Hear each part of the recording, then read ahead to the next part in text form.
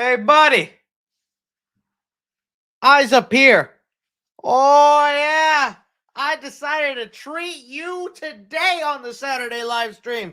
You're not just getting 3C, you're getting Super 3C.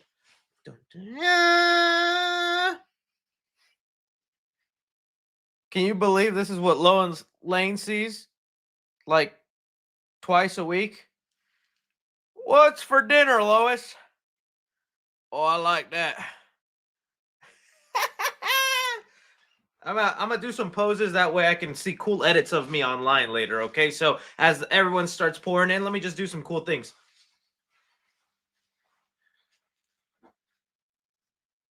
This is a little cool pose.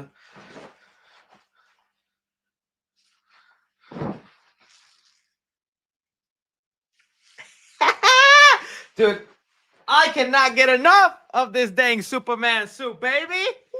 Woo! Let me get the chat all up in here.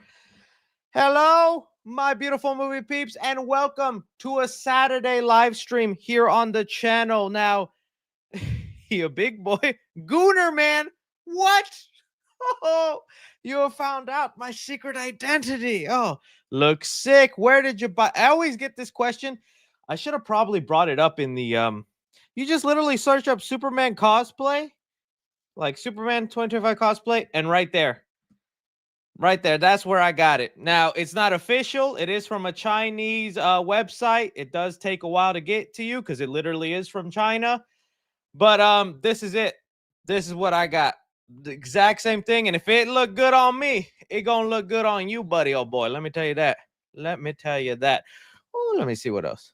Anybody want me to strike a pose or do something? Just do it, because the 3C man is here. Oh, yes. Yes, I do. Super 3C. You know, I honestly was not planning to wear this for the live stream.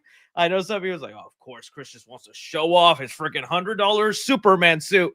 Not even close. I was finishing up the last of what I needed to do for the Superman vlog, which was the Fortnite section. So your boy had just done a couple hours of Fortnite gameplay so that could be part of the vlog. And my lady went out to go do some chores, and I cannot take this suit off by myself. It has a zipper on the back, and I can't reach it. And so if she's not here to help me, I'm stuck in this thing.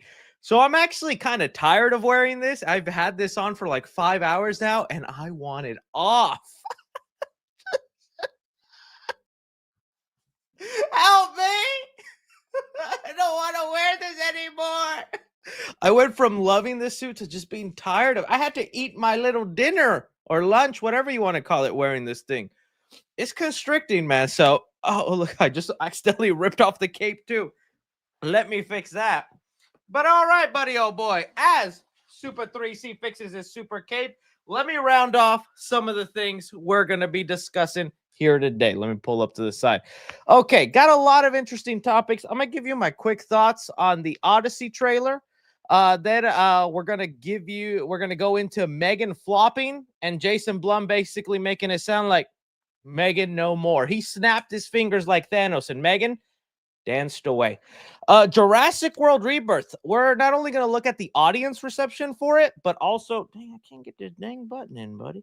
But the box office of it looking like, hey, good or bad movie, people go see Jurassic World. One moment, guys. Let me. Oh, did I actually already get it in? Oh no, I didn't. Okay. Indiana Jones getting a reboot. There we go, finally.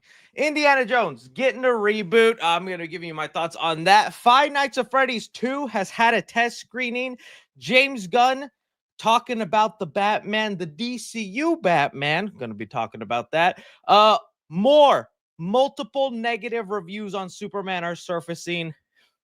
We're about to finally get official word tomorrow night, which I do got something to mention to you guys. But so right now, people are like eager to let you know whether they liked or hated this movie. So we're going to be looking at that. Mephisto is now in the MCU. You've had plenty of time to figure that out. Don't tell me, oh, you spoiled it for me, Chris.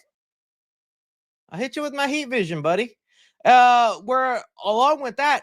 MCU Phase 5 is over. We're going to look at that. And we're going to look at MCU Phase 6 for what's coming next, and Spider-Man Brand New Day is about to begin filming. I'm talking about little tidbits and details involved with that right there. So, oh, and of course, we can't also forget the people that have recently passed away. Yes, I know some of you guys want me to mention it. R.I.P. OG Dr. Doom. I'm not gonna fake it here though, and act like I was a huge obsessed fan of the actor, unfortunately, but it should still be respected because the guy died pretty young. He was in his 50s. Julian McMahon. I've never watched Nip Tuck, but I mainly knew him from the Fantastic Four movies. And although he probably isn't like the Doctor Doom you wanted, he was still my Doctor Doom as a child. He was respected. Could have been a good chance. He might have even have shown up in Secret Wars or something. And it sucks when someone goes away too soon. So definitely RIP to him, because that's awful when people die young. Don't have much of a segment or topic on that, but yes, definitely gotta be looking at that. RIP. Thank you, chat. RIP. My goodness, some of you. That sucks. I heard he said he wanted to be in Doomsday, also share a name with him. Oh, nice, man. Yeah, I'm pretty sure they probably could have done some. McMahon, sorry, it's pronounced McMahon. Apologies.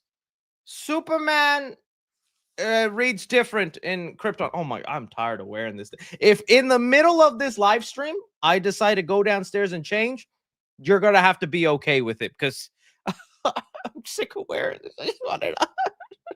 I feel like that episode from Goosebumps where you just want to like take off the mask. I want to take off the suit, but I look so good in it, man. Let me go do a little. Oh, and it gets so caught in my little. It's stuck. I want to do a little. What does it look like if I just fly?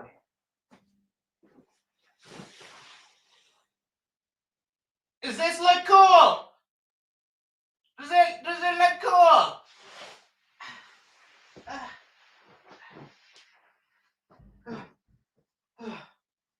I do like the cape flapping though. It look nice. Batman, you've got to stop.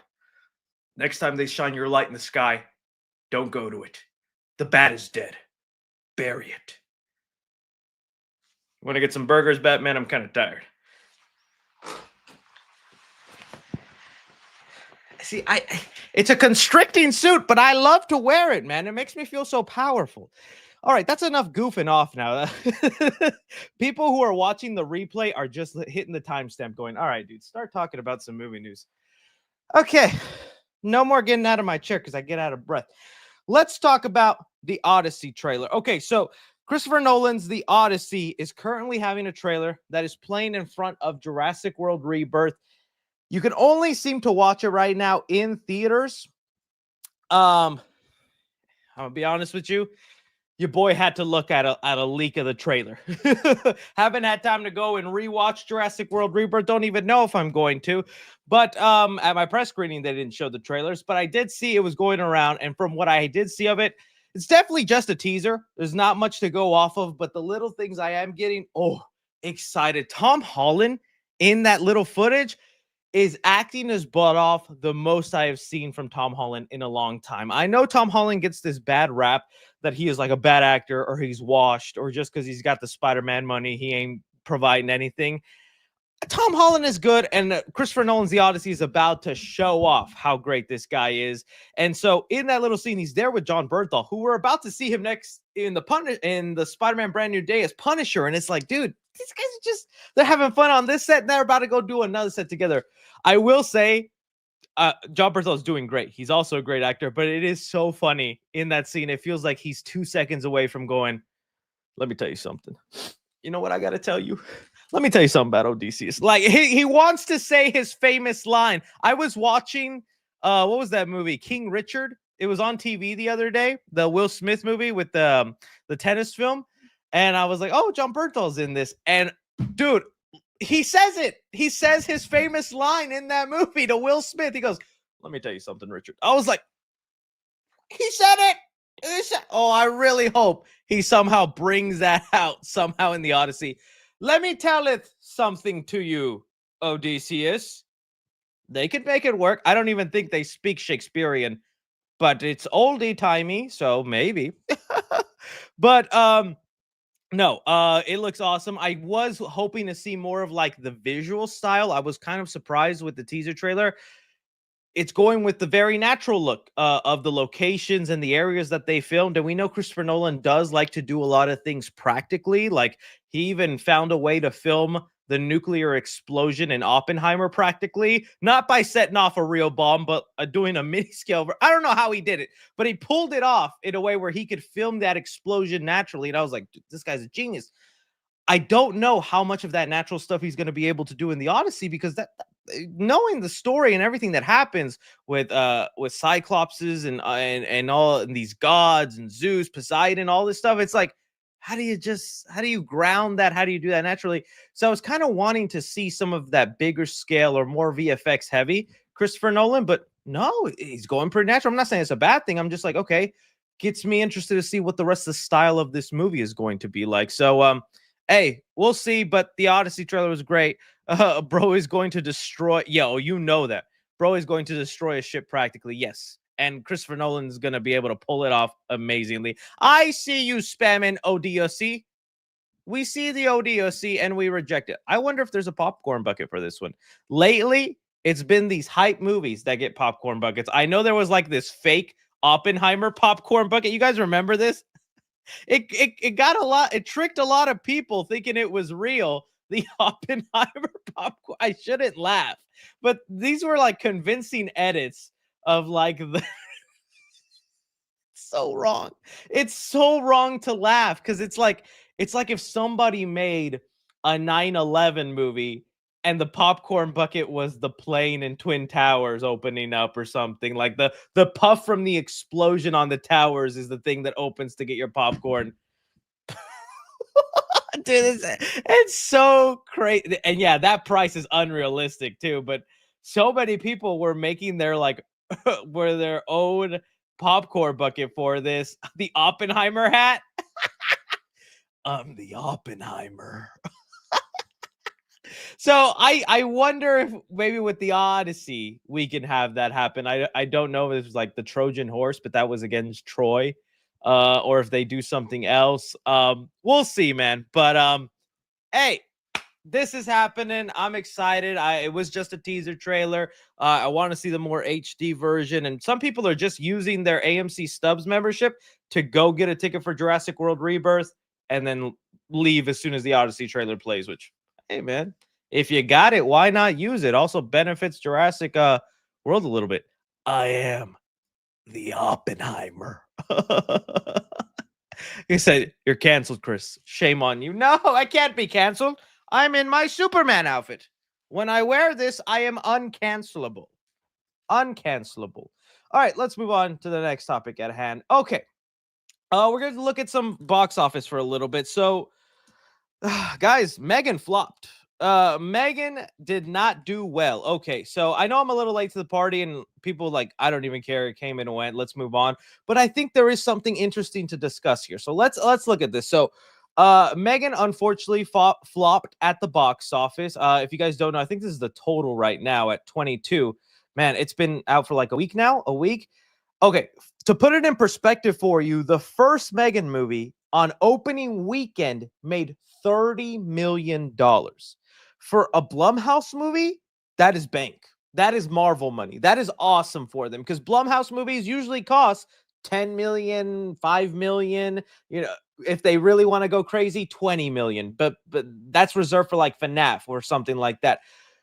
Megan made 30 million on its first weekend, and then it went on to make like 94 total worldwide. Megan opening weekend of this Megan 2.0 made 10 million.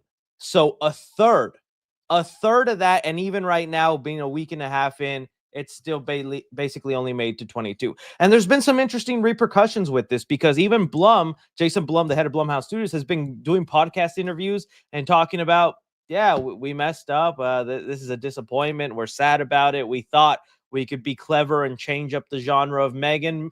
He even compared her to Superman. I was like, what are you talking about? Like, Megan was a hit, man, but she wasn't no Superman. Let me see if I can find the quote where Jason Blum was saying all that, I was like, he said Jason Blum gets real about why Megan 2 failed. We all thought Megan was like Superman, which whatever that means, Jason Blum. And okay, there is some more interesting behind the scene things of why I think Megan flopped. So I didn't know this about the movie, and it definitely would have changed my mind going in because you know me. I walked out enjoying the movie. I thought it was entertaining. It's not as good as the first. It's a little weird, slower, or whatnot, but I had fun. I think Megan as a character herself is really entertaining to watch, super hilarious, and I was just in it for the crazy ride to see how they'd switch genres.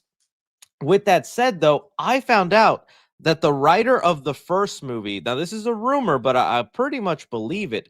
The writer of the first movie, IMDb, that's where we go, who is someone I really think is underrated and I respect a lot, Akela Cooper. She works with James Wan a lot, and she has written movies like Malignant, Megan. She did The Nun 2, which was slightly better than The Nun, but Nun 2 was still not that great. Either way, I do like her writing style because I think she comes up with really unique premises for horror movies and has fun. She also did that one, I don't know if you guys ever saw it, called Hellfest. It's a really fun movie about a guy who's a serial killer that decides to go to like a Halloween Horror Nights type of place, almost Six Flags, during Halloween and start killing people. That was a really fun movie. I wish it got more love and attention so we could get a sequel.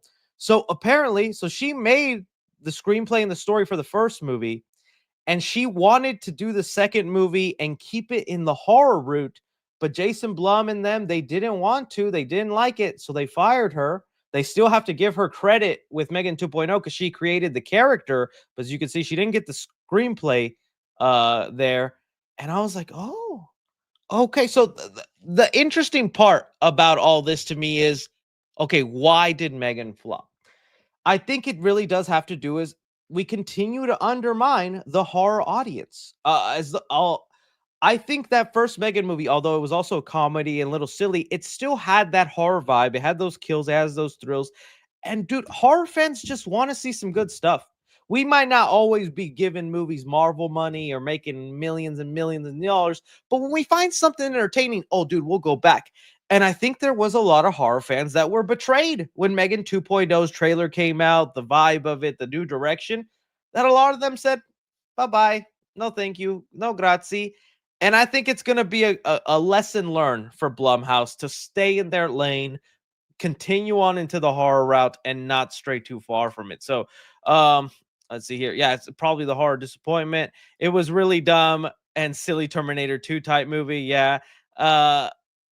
Yeah, I saw that interview too where she like goes off on the FNAF, but it was just a playful, fun interview. It was nothing to take seriously. And so I just thought that was interesting. And they've talked about wanting to do like 5 of these movies. From the interviews and the sounds of Jason Blum, it sounds like this is the end of Megan. It sounds like we're not getting Megan again. They might try again if it's like a Maw 2 or a Happy Death Day 3 situation where enough fans consistently talk and barrage Jason Blum about it for the next 5-10 years. He'll find a way to bring Megan back, but I think the coffin is closed. And man, it just sucks. It was even just more interesting that Jason Blum was like so open to be like, yeah, we fucked up. Oh, well, gotta move on. Apologies for cursing. Superman should never curse. Forgive me, family friendly gods. That's just how mad I am about Megan flopping. But it was surprising, dude, because I had it on my bucket list that Megan would like make a still good amount of money, and I thought she was still gonna make so much more with that crazy trailer that people would be into it. I was wrong. I was really wrong. But you guys let me know your thoughts on that.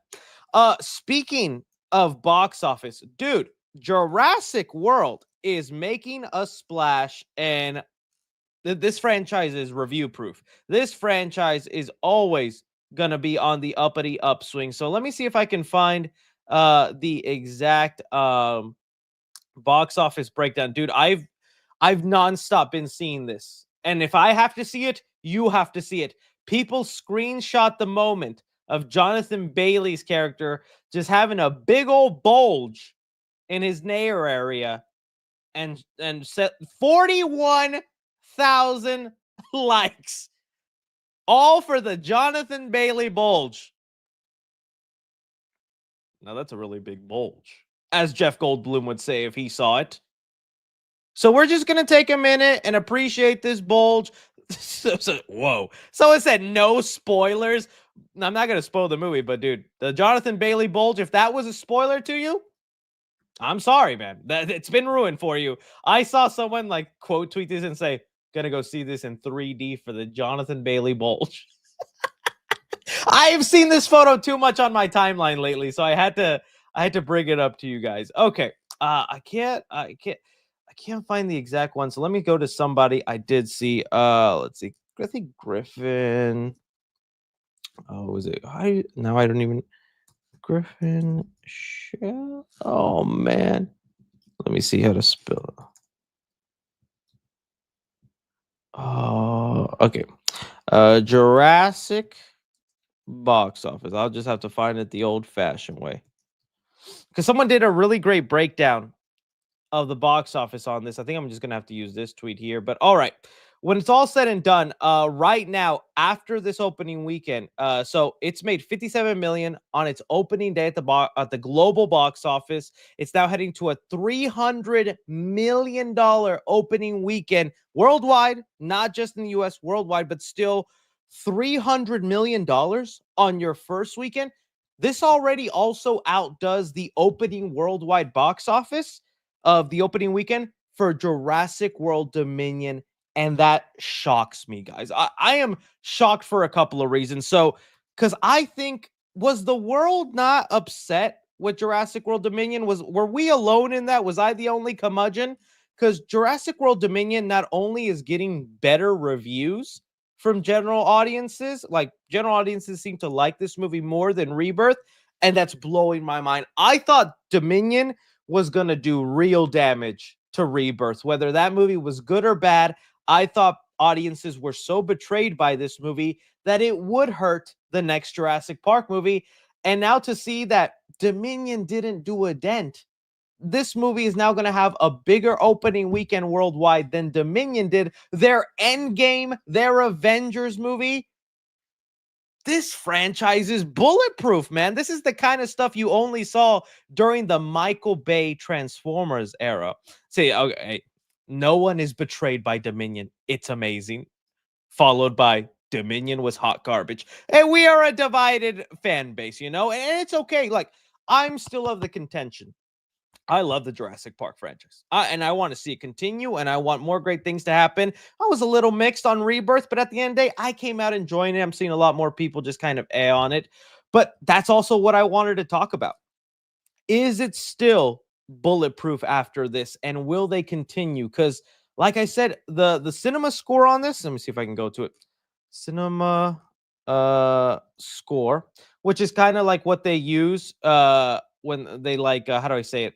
They survey audiences right then and there on the movie, and Jurassic World Rebirth got a B.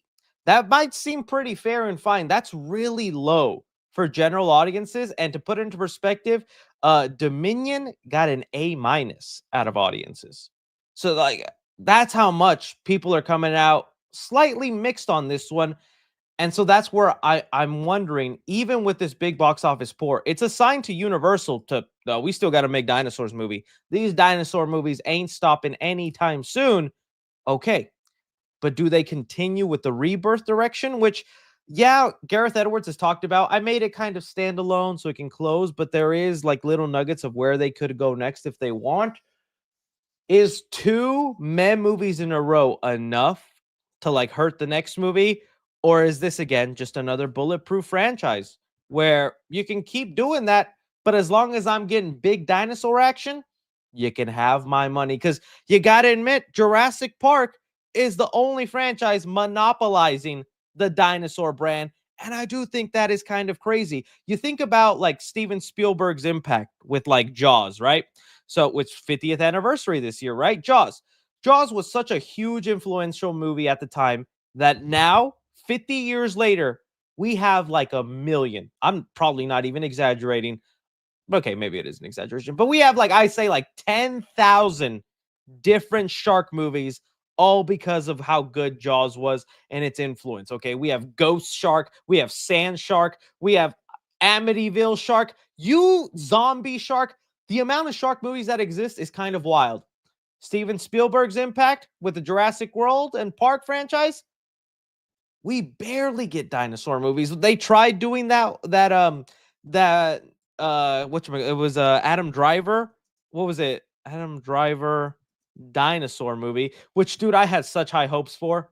I thought this was going to be it. I was like, finally another franchise that tries to get dinosaurs in there and do something.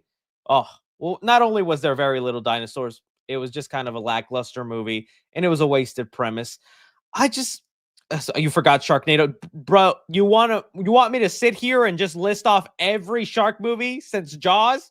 We gonna be here a long time. But yes, Sharknado. I think it's kind of interesting. There is no, like, why isn't Warner Brothers, Disney? I think Disney tried, right? Disney had that dinosaur movie, Disney dinosaur movie. I never saw it. My lady swears up and down this movie is awesome, so I'm gonna believe her. I do need to see it. Sorry, I know.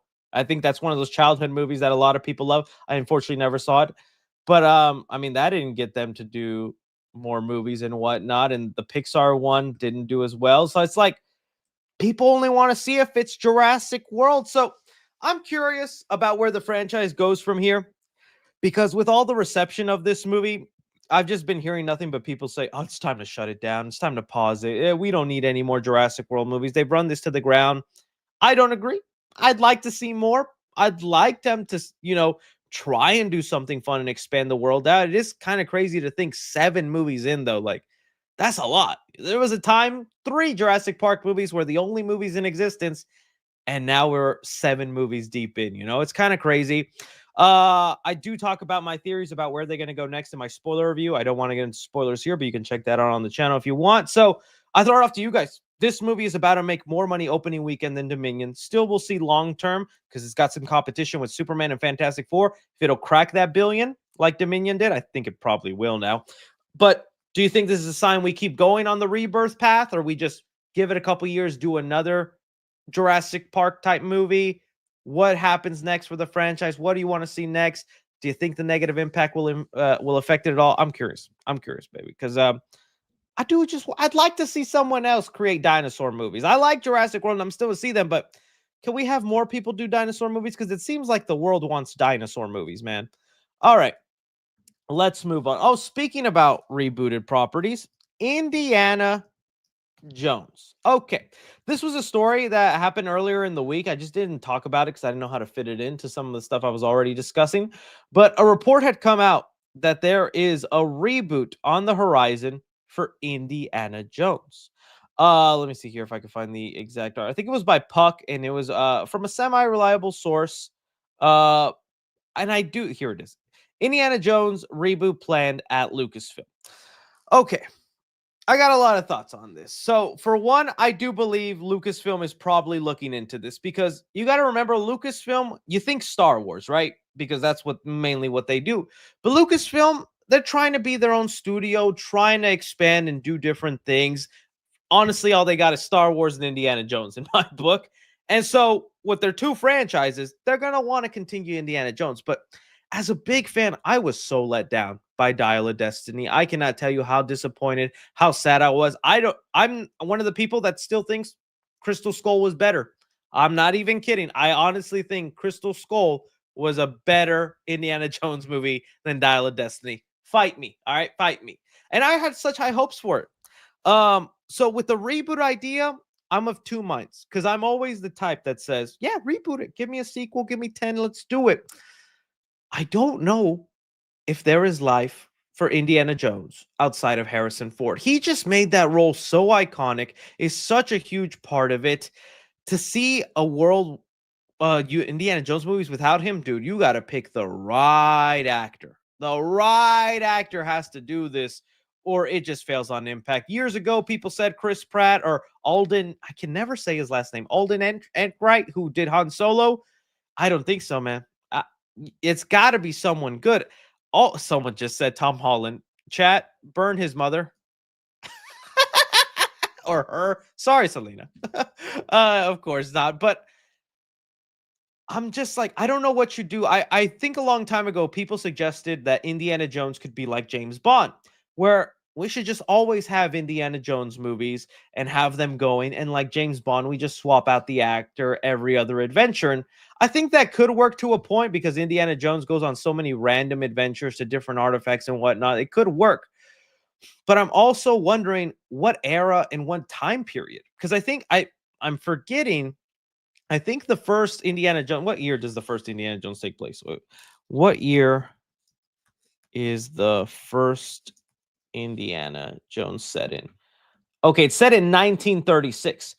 Do you still do that? Right? Do you do that? Like if they reboot it, they hire a young guy. Let's say it is Tom Holland. Do they start us in 1936 with him doing an adventure? I feel like you kind of have to, right? A part of Indiana Jones is him punching Nazis or doing things like that. But then do you do the bold thing and go, no, let's say modern day Indiana Jones. But it's like, do you want to see an Indiana Jones with a smartphone, with TikTok? Oh, that as he got older and all that newer stuff modernized came in, it just wasn't as interesting. I don't think there is really a way to keep Indiana Jones going and doing. So as though I'm always Ryan Gosling would be cool, but even then I feel he's like a little too old for it. I feel like I want someone younger. Someone just said Jack Black. So coming from the guy who's like, yes, reboot and do everything sequel. This is the one I'm like super hesitant on. I'm like, I just don't see it happening. I also just don't know how you interest the modern audience into Indiana Jones. I think it'd be really hard to sell him nowadays because even with this Indiana Jones, people weren't even going out to see it. Right. So like even the old audience isn't that interested anymore. How do you get the new one interested in this going? So in my mind, I'm still going to be open to see it. I hope it does good because Indiana Jones is a great character in itself. But I think that's one where the magic was captured. All the right elements were there for those first three. If you want, you could say the first four movies. But I think it's gone. And Indiana Jones should maybe be fossilized. That's my opinion. Glenn Powell would actually not be bad. I wouldn't mind Glenn Powell. But we'll see. Because Indiana Jones also needs to be smart. You know, and I love Glenn Powell. Harrison Ford pulled off the smart, the tough guy, all of that, you know? So we'll see. Okay. Moving on now to Five Nights at Freddy's. Okay, Five Nights at Freddy's. As we know, a sequel is up and coming. I think it's so funny that Jason Blum was so open to trashing, well, not trashing, but openly talking about the failures with Megan 2.0. And then he quickly turns it around to talking about how excited he is for FNAF, right? Their next killer robot movies. Well, we have some really good news for FNAF fans because there was an article that came out. Let me see if I can pull it up. Jason Blum, Hollywood Reporter. During this interview or talk about Megan 2.0 not doing well and it kind of flopping, there was a small little insert talking about their next upcoming movie, which is Five Nights at Freddy's. And let me see if I can find the exact moment they said it here. Almost there. Let me use Command F test. All right, here we go. So here they talk about their next upcoming movies. They say the company is now looking ahead to October, Black Phone 2, which is pure horror feature, and December's Five Nights at Freddy's 2, which test audiences are said to have responded enthusiastically to. Now, that's the only line we get. That's the only mention of it. There's no more details about it. And look, I get it. Whenever we talk about test screening audiences, you always have to take it with a grain of salt because it either comes from a scooper or a nobody account that claims to have been there. And you always have to base it off that one singular person who went there. And most of the time, these are general audiences. These are regular people who have lives, who don't obsess over the movie news like you and me. They're working their jobs, doing their things, and they happen to get an invite to this thing and they go check it out, right? So it's always hard to tell whether it was a negative or a positive thing. But the fact that it's coming from the Hollywood Reporter, I think is a really good sign of how, I don't want to say factual, but how reliable this is. Because it's not a scooper. It's not just somebody on Twitter or anything. It's a real publication saying, hey, our sources say They had a test audience, and those people were enthusiastic about this movie. All right. This is good news. Okay, I think there was always a little hesitation with the first Five Nights at Freddy's because you never know if online audiences translates to movie theater audiences, right? And Blumhouse was proving that point by making it a movie that was released in theaters and on streaming the exact same day. I guarantee you they regret that to this day. And it's also why, as of right now, they still have not said if that'll happen. In fact, I think all the trailers say exclusively in theaters, only in theaters. So it's like, oh, we're not losing that streaming money, right? But even though they did that, that movie ended up becoming the biggest Blumhouse movie in their box office. And now they realize, oh, there's a real fan base. People actually will show up for this. And we've heard about it. They've talked about it before that they want to make Five Nights at Freddy's to scarier. I think that's been something that's been said over and over. Let me see if I can find the articles. Just got a scary update. It's fixing a major complaint with fans. Okay, see, all there. When being interviewed and all that, the Five Nights at Freddy's 2 being scarier than the first movie is great. So, like, Jason Blum has already said that, we're gonna make this one scarier. We're gonna lean into the thrills and the scares and all that. We'll see how much, though. It's still gonna be a PG-13 movie, but it'd be great if they push that envelope a little more. I think the budget increase is also gonna help this movie out a lot. It's good to hear, man. It's good to hear that the audiences are enthusiastic about it. Now, same situation I talked about earlier with Jurassic World and Jurassic Park. We don't know if Five Nights at Freddy's is a bulletproof franchise right now. We know the fan base is there, and they tend to show up for anything. But when it comes to movies, there were fans and non-fans that were very disappointed with that first movie. I came out okay with it, liking it, but only because I took the time to research the property, learn about the lore, figure out what fans like about it, and that added knowledge helped me see the movie in a different light and enjoy it. But there's some people that are like, no, this is not the Five Nights at Freddy's I grew up with. Other people who are like, oh, I want to know what the hype is. And they were like, why are these killer things building a fort? What's going on here? How much of that disappointed audience will now not show up for this second movie, right? Will it be more? Will it be less? That's what I want to know. And when I don't, you see, like Megan 2 flopping is surprising. I agree. It was surprising. At least to me, it was surprising. I don't think we will see Five Nights at Freddy's flop. I think they'll still make their money back, but comparatively to the last movie, let's see how much FNAF movie box office. Let's see how much the first movie ended up making it. So almost 300 million, which again is amazing for Blumhouse because I think they had a budget of like 20 million, maybe even a little less. So that right there is amazing for them. I don't know if they'd make that much again. They could, they might. And the other thing about Five Nights at Freddy's that I think some fans aren't willing to admit, but just be honest, I think the deeper you go into the games, into the lore, into the stuff that goes on in this world, the less and less interesting or exciting it gets for some people because the story then gets very convoluted, a lot of twists and turns, random things happening. Michael Afton ends up becoming a virus glitch. The FNAF pizzeria either becomes a haunted house. Oh, it's a sister location. There's this security breach. Like the deeper and deeper and further we're going to get into these movies, the only crazier and wild it's going to get. And we just saw with Megan 2.0, the crazier and wilder you get. Some of these horror audiences aren't always there for. Oh, don't even. I got Cap and Valid right next to each other. Some fans saying, Cap, Chris, don't. That's not true. That's not true. Someone else, you Valid, Chris, you bad. We are a divided fan base, unfortunately. But I'm not saying they can't make it work. We've already seen in the first movie, they're willing to change up the lore, mix things up, which I do think is for the better. And I'm curious what new things they're going to change up and how they'll set it up for the third movie, because we're getting a third movie either way. However many movies we get after that or what they continue doing, oh, that's up to the studio. I'm hoping for like a prequel movie of just the Yellow Rabbit and William Afton just stabbing some little Chuck E. Cheese kids. But, we'll get what we'll get, right? So, yeah, I think it is great news, though, but we'll see if it comes true because we've heard it before. Situations like The Flash, best comic book movie ever. A lot of people didn't like it. Then I remember Sinners had negative test screening reactions. Yeah, Sinners. There was reports that Sinners was testing negatively with audiences. It's the best movie of the year, man. So sometimes you can never trust these things, but sometimes they're spot on, right? So we'll see and we'll wait. You guys see this update with FNAF 2. Let me know what you think about it. All right.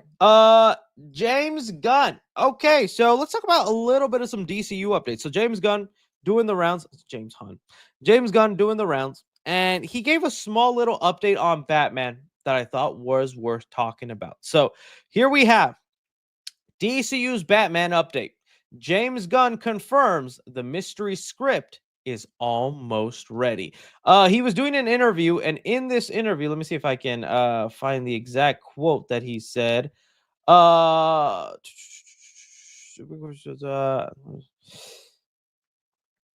Dang, don't tell me it's gonna make me read the article for it. I don't want to do that. Don't read that. Got the monsters doing the AKA Robin. Okay.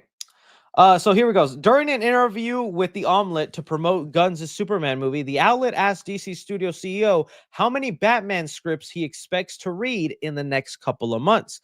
With a laugh, Gunn stated two. One is Matt Reeves' The Batman 2, while the other is clearly The Batman, the Brave and the Bold. Okay, this to me is still big news because I'm sorry, guys. I know y'all hate to talk about it, and we're way past it because James Gunn has already debunked it a couple of times. But maybe if I can find it. The Hollywood Reporter last week after my stream, let me see if I can put it. THR Batman. The Hollywood Reporter last week when they were talking about some updates with the Batman. Let's see here if I can find it. The Hollywood Reporter. They left in this sneaky little insert about here we go. Perfect. All right. So it says, so this was last week, right after my stream. Because we just found out last week that Matt Reeves is turning in the Batman script, right? We were all excited. We were hyped. We were like, yeah, he's doing it. And this is what the THR had to say, the Hollywood Reporter, actual publication. They said, you guys can stop asking James Gunn about this now. The Batman Part 2 script is in. Filmmaker Matt Reeves revealed that the co-writer Matt Tolman have turned in the draft, sharing an image Friday on them. But you can ask Gunn about who's writing the Brave and the Bold movie because we're not convinced there is one. Oh, them some fighting words, Hollywood Reporter. There is some speculating words. What you have right now is one of the biggest news sources in Hollywood that has all the connections, all the hearsay, and they're saying right now, yeah, we know the Batman Matt Reeves is coming out, but what about DCU Batman? Because we're convinced there is no DCU Batman. That's not a thing. And the Batman who is going to be Batman is Robert Pattinson. And we still get, someone just said Super Unk. I'm going to slap you in your mama's face. Super Unk. But again, it doesn't mean anything, and it is only speculation. And you can't blame the Hollywood Reporter for thinking this because James has been so vague every time he talks about DCU Batman, what's happening in that movie. He doesn't even want to reveal who is writing the movie. And some people think that Andy Muschietti, who did The Flash, that was announced to do Batman Brave and the Bold, isn't even going to direct the movie anymore, right? And so with all those conversations, now hearing him say in this interview, it's like, okay, how many Batman scripts you're going to read? And him saying two, okay, we're back on track. There is still two separate Batman movies, the Matt Reeves and DCU Batman. But also adds in another big question. If right now he says this year, Matt Reeves says this year he's going to read two Batman scripts, one for the Batman, the Matt Reeves universe, and Batman Brave and the Bold. Well, that makes me wonder, all right, then, if there are two separate characters, one Elseworld in his own thing, the Matt Reeves version, and the DCU Batman, which honestly, that's what I do want. Trust me, guys, that's what I do want. I'd be okay if Robert Pattinson joined the DCU. I feel like they can make it work. I do prefer the separate one so we could both win. I'm just thinking like how a businessman would. Will the audiences accept that, right? But if that does end up happening, and he's reading both scripts within the same year, well, then how far apart are these movies coming out? And how is that going to work? You know what I'm saying? Can you have the Batman released in 2027 and then in 2028, Batman Brave and the Bold? How will that, you know, like you guys, I know we're the ones a business unk. I hate y'all. Business unk here, all right? Put your Lex Luthor suits on. I think this is kind of crazy. And I don't know how that would do for business because it's going to hurt one or the other. Because it's going to be the people who love the Matt Reeves version not ready for a reboot 1 year apart. Imagine if we got Spider-Man 3 and Amazing Spider-Man just 1 year apart. What would that have done to Andrew Garfield's movies, right? But then also, once you get people used to the new Batman, well, then old Batman is old news. Are we going to get a full trilogy of the Matt Reeves version? Because I don't believe anyone when they say, oh, the Batman Part 2 is canceled. No. But you want to talk about the Batman Part 3 canceled? I don't know if I could argue with you on that one. I don't know if that's going to be a thing that happens, right? So it is really interesting to hear from James Gunn himself that he's like, yeah, I'm going to read Matt Reeves's and I'm going to read another Batman script, and that's Brave and the Bold, and they're both going to be developed at the same time. That's wild. That's some insanity right there. I wonder how that'll work, if that'll pan out for them. You know, you have to get your nerdy mind out as the person who looks at all this news and can understand they're two different characters, and think about how your mother or your father, who have real lives and aren't wearing little boy costumes on a live stream, how are they going to feel when 1 year there's a chance you could go watch the Batman Part 2 and a trailer in front of the Batman will be for the new Batman. Oh, dude, can you imagine you're sitting there as someone who doesn't know that's a thing and you're like, oh, dude, I can't wait to see the sequel. They're going to reboot them already? I just got here. It's something that could happen, man. It's something that could happen. So I toss it off to you guys. What do y'all think about that? That they're literally going to be making these two Batmans back to back next to each other. How do you work that out? How do you even explain it to audiences in a way they'll understand that it's like, hey, this is still going to be its own thing, but this is going to be its own thing? I don't know. Maybe I'm doubting too much, because if you think about like Joaquin Phoenix's Joker, no, I mean, that movie made $1 billion. Nobody had a problem with going from Jared Leto to Joaquin Phoenix. Definitely had a problem that second time when he got his booty hole tingled. I still can't believe that happened in that movie, man. What the heck? Let's go on to the next subject. All right. Moving on now, talking about some more well, not the Batman, the Superman. Okay. There has been some crazy things happening with Superman, guys, and I don't even know where to begin. So as you guys know, Superman is coming out next week. Most people will be seeing it. Well, I guess the real fans. If you're watching this video, you're probably somebody watching the movie on Tuesday during the Amazon Prime early fan screenings. But then most people will go check it out Thursday night, Friday, this coming weekend, right? Well, we have known now for 2 weeks there is a large amount of critics and audiences that have seen Superman, but they're not allowed to say anything, which is a little unprecedented, which is a little different. There's so many movies that even Jurassic World Rebirth had the early screenings where a lot of people were saying their opinions, and that didn't seem to affect their box office. But with Superman, there is a lot of people I know in my movie space that have seen the movie, they can't say nothing. And so with this, since there are people, we're starting to get some people breaking embargo just to tell you how bad and how good the movie is. So let me get on to a couple of articles. For one, we had a publication known as the Daily Beast, which is a publication I've never heard of, but they broke embargo and decided, here's the article. It says here, the Daily Beast accidentally breaks Superman embargo with brutal review, then deletes it. I guess they thought the embargo was up or something like that. They had it up for like 5 minutes and deleted it. And this was their headline. They had it here as Superman review, terrible reboot is final nail in superhero cinema's coffin. Okay. Now you guys know I am overly excited for this thing. I'm beyond. I'm wearing this dang suit. I'm doing a bunch of content for you guys just to get excited. But even with my excitement, that doesn't mean I'm automatically going to give the review 2 thumbs up. I'm still very nervous about a couple of elements of the movie, and I'm going to give you a fair review whenever it comes out.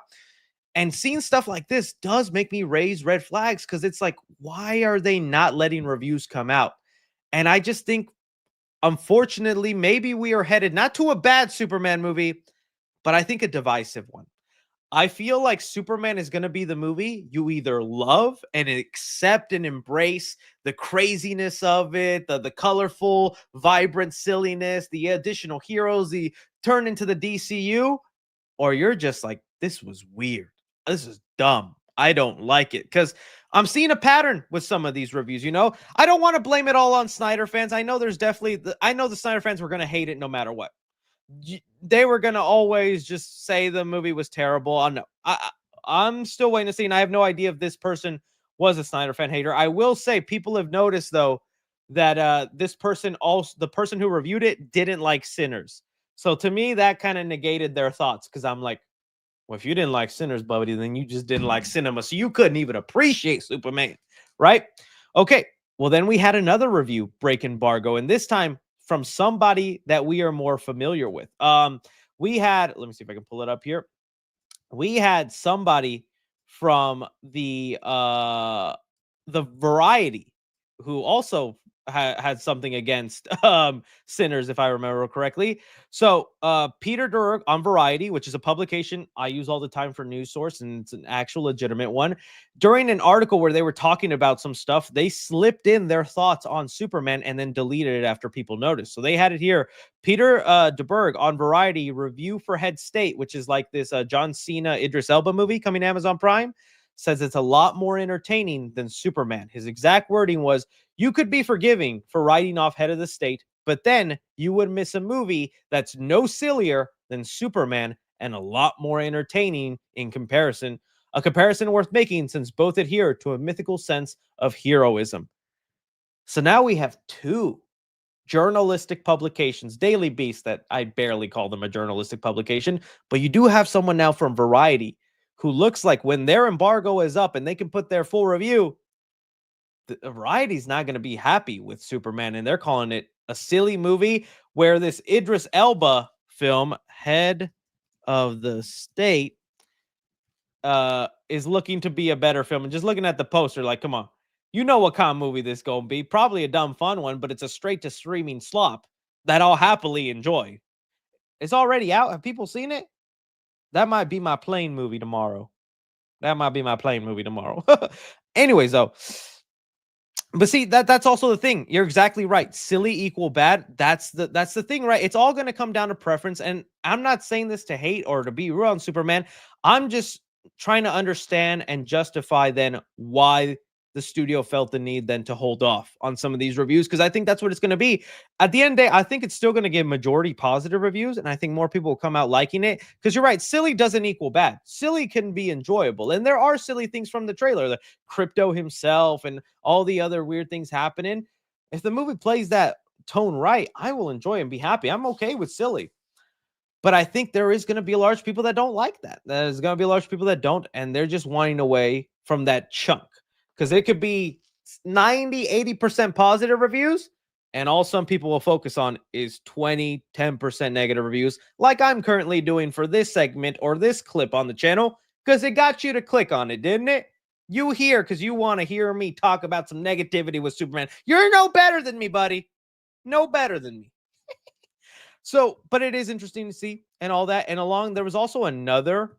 And so with people putting out negative thoughts, the people who have seen Superman and liked it, they're itching to tell you how much they loved it and liked it, to where you have people breaking embargo to tell you how much they liked it. So here we have Mike Ryan says, seems I'm already in enough trouble, but whatever. This mystery movie, whatever this mystery movie is, it's the happiest I've walked out of a movie since Top Gun Maverick. Again, I will never reveal the movie I'm talking about. He's talking about Superman. But there we go. Someone is like seeing all this negative buzz, everybody trashing the Superman movie, and he's like, guys, the movie's great. I walked out happy. I walked out good. You're going to enjoy it. So we'll see. We'll see what ends up happening, who ends up doing it. I'm curious what you guys think about all this. I do also want to say there's something weird going on with the Gunn hashtags. I have never seen anything like this. People are now creating hashtags using James Gunn's name, but it's also a double meaning joke for an actual pew pew gun. So here we have My Gunn never misses. One could take that to mean James Gunn never misses, or my Gunn never misses. And if you go, there's more people, and there's tons of these hashtags everywhere. Gun reloaded. My gun was jammed. Gun control now. Gun always hits the target. Gun never jammed. Gun is loaded. Gun. Oh, dude, these are insane to me. It's just been all this kind of stuff. Gun's still working, and it's so funny just to see the people who are like on and off of this. So we'll find out tomorrow. Like we said, tomorrow is the embargo for Superman. So you'll actually see definitive, actual thoughts without, small paraphrasing. You'll actually get people saying, I liked it. I didn't like it. I did like it. It'll be all over social media Monday night. And then Tuesday morning, or more towards the afternoon, you will get actual detailed reviews. And that's when you'll get my review. You'll probably also get my social reaction. I might be able to do an out of theater reaction. I usually don't do those. I leave that up to other people to do. But this is a big movie. I feel like I might need to do an out of theater reaction for that. And whatnot. And I guess this is now where I tell the people. I have not seen Superman yet. I want to. But I will say, and I'm gonna reveal it to you guys first. I'm gonna reveal it to you first, okay? What I have right here. I'm proposing to Superman. No, buddy. What you're seeing right here is a Superman gold chain that your buddy, oh boy, is gonna be rocking on the red carpet for the Superman world premiere. I am so happy to have gotten that, man. I cannot believe it. Whether I end up liking the movie or not will be a different thing. But all this hype, all this talk, all this stuff that we've been doing for Superman, it's an accomplishment, man. It's kind of hard for me living in Dallas to get these red carpet invites, but I managed to get one. I got reached out to. It's not paid. I'm not getting paid nothing. It's literally just an invite to come and show up and whatnot. And dude, I can't wait. I'm so excited. I was thinking about so you're gonna get the merch hunt vlog hopefully Monday. That's what I'm aiming for. Reed right now, our editor of the channel, he's editing the vlog. I'm hoping he'll be done sometime Monday, so I can post that for you then. And then I was thinking of doing a separate vlog, just kind of showing you guys, not even for Superman, but just showing you what a red carpet premiere is like. Let me know if you guys would be interested in that, where I just show you what it's like. Because I've always wondered, looking from afar, what's a red carpet premiere like? And so that would kind of be the basis of what it's like, what it's like to show up, walk the carpet, pose for the cameras, what it's like. I got invited to the after party too, so I could show you the after party and all that stuff. I'm not gonna promise whether I meet any of the stars, because that's the only thing I still don't have any confidence in. I cannot bring myself to say hi to a celebrity. I don't know why. I wish I had that skill, but I feel like I'm gonna be a loser that goes, I'm a big fan. Could you go to a picture? All right, thank you. Oh, I need to get over it. I know, but yeah, someone just said I got invited to a Diddy party. You're gonna get me taken off of this, man. So, yeah. When is Superman Returns? Those reviews will be sometime before Friday. The second part of the reviews for Returns, Batman vs Superman, and Man of Steel. Yes. Unless it ends up like the Wolverine video, no promises. But yeah, man. So we'll see on that. That I'm very excited for all that, and it's only possible because of you guys. But I'll let you know. I'll put and yeah, I'll try to get some good photos. Exactly. I do shamiks. That's all I end up doing around celebrities, man. I'm terrible meeting them. That's why I get asked sometimes if I want to do celebrity interviews. I don't want to do that. Your boy will mess that up and get cringy with it. So we'll see. But yeah, so that'll be doing that. I just thought I'd let you guys know because I'm very excited. Hopefully you like the fit. I'm not wearing this, buddy. Come on, man. It's a red carpet premiere. If James Gunn sees me in this, he's gonna fire David Cornsweet. I don't want that guy out of a job. He seems nice. Okay. let's move on. Someone just asked for the Squid Game review. It's on the last live stream.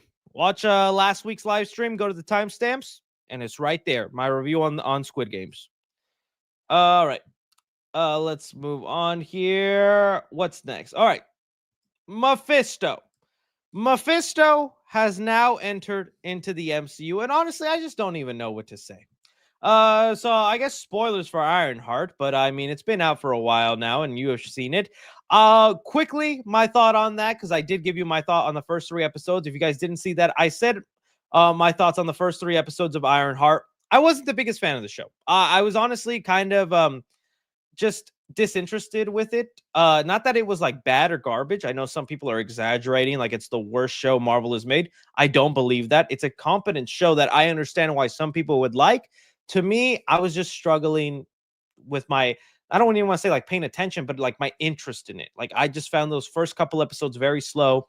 Not that exciting of a story. Things picked up in the 3rd episode, and I will say the latter 3 episodes did get more interesting when they started implementing magic and technology. The Hood story ended up getting interesting, and Mephisto, when he showed up, definitely caught my attention. Okay, so all in all, like the show ended up being like a 6 out of 10 for me, 6.5. I didn't hate it, but it's something I would never watch again. And I do just think like there's some wasted elements in there and whatnot. But speaking on the Mephisto part, like this was a character, Sacha Baron Cohen, who plays him fantastically. Like, dude, they cast that so well. I do wish he was more in the red makeup. You get like a little glimpse of his true form through like some silverware. He plays the role great. I love his performance in it. I always thought Sacha Baron Cohen was a great actor. I always wish he was able to do his Freddie Mercury movie. If you guys don't know, he was originally going to do like a rated R Queen / Freddie Mercury biopic, but they didn't want to do that because they'd rather, show more of a positive light, which I do understand. I did like the Freddie Mercury movie. Anyways, I'm going off on a tangent. He was great in it. But it's just like too little too late, man. It's like Mephisto was teased in all the hype around WandaVision. That's when we wanted to see this character. That's when we wanted him implemented. And now he just shows up 5 years later, dropped on a random Tuesday. Okay, that's fine. Now, I like the vibe he gives off. He's all into making deals, and he's responsible for a couple of deals in the MCU. In fact, quite a lot. He says the people on Forbes 100 list all made deals with Mephisto and whatnot. I think it's funny that Mephisto was thought about being a villain for Spider-Man 4, that he was almost, because don't forget, that was a real rumor that I actually believe is real. Spider-Man 4, Mephisto, where we were going to have the story revolve around Mephisto and Ghost Rider, which I guess makes sense in hindsight, since Ghost Rider would probably have been another person that made a deal with Ghost Rider and whatnot. And in the comics, Spider-Man has made deals with Mephisto to save Aunt May and whatnot. Could have been interesting to have, but it just feels like a tactic to like get fans to watch it. Do I honestly think, you want me to be real, as decent as Ironheart turned out to be by the end, we're not seeing a continuation. I don't even know if we'll ever see Ironheart again. There is a post-credit scene and a tease for season 2. We're never getting those answers. We're never finding out what happens, and that just goes to show you sometimes what happens, man. I really don't think someone just said we are. Where, buddy? Where right now? Because I'm telling you, after Secret Wars, that's their clean slate. Secret Wars is in Young. I don't even think she'll be in Young Avengers, if I'm being honest.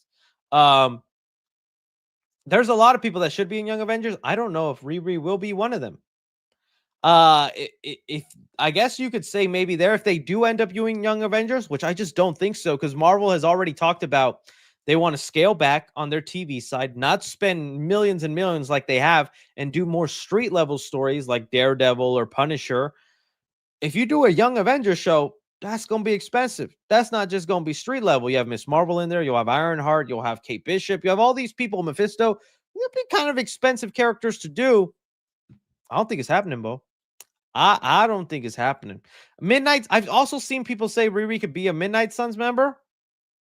Strange Academy is the thing I agree with. That's honestly where I could see Riri Williams pop up again. If you guys don't know, Strange Academy is a show that Marvel is considering, where it's the Ben Wong show, where he's like teaching a bunch of young magicians. So you'd have America Chavez, you have Riri Williams now that she has magic implemented into her suit. A couple of other maybe characters. You could have Wiccan probably in there if you want, since he's a magic-based character. Yeah, I could see her maybe pop up in there, but I just don't think it's happening, y'all. I really don't. I know there's a lot of fate or whatnot. The Wong Academy, right? But song the Hulk son with the fade. So yeah, man, it's just a bummer, right? You think about all the post-credit scenes that go unanswered that we're never gonna get. Someone just said Ned. If Ned shows up in that Wong show with his little sling powers, I need Kevin Feige removed. I need Kevin Feige fired and never be brought back. It's just such an awkward place. I really do think, like, and again, this is a great actor that they're just gonna waste on a couple seconds here, and he's gonna be the new Eternals. You know how in Eternals they had the floating island, and everybody was like, "How come Marvel has never addressed this?" Mephisto's gonna be the new thing. Hey, remember when they showed Mephisto and then never brought him up again? Remember when Mephisto showed up and he's never to be seen again? That's what's gonna happen. That's what's gonna happen, buddy. I'm telling you right now. I'd love to be proven wrong. If I'm proven wrong, I'll admit it here.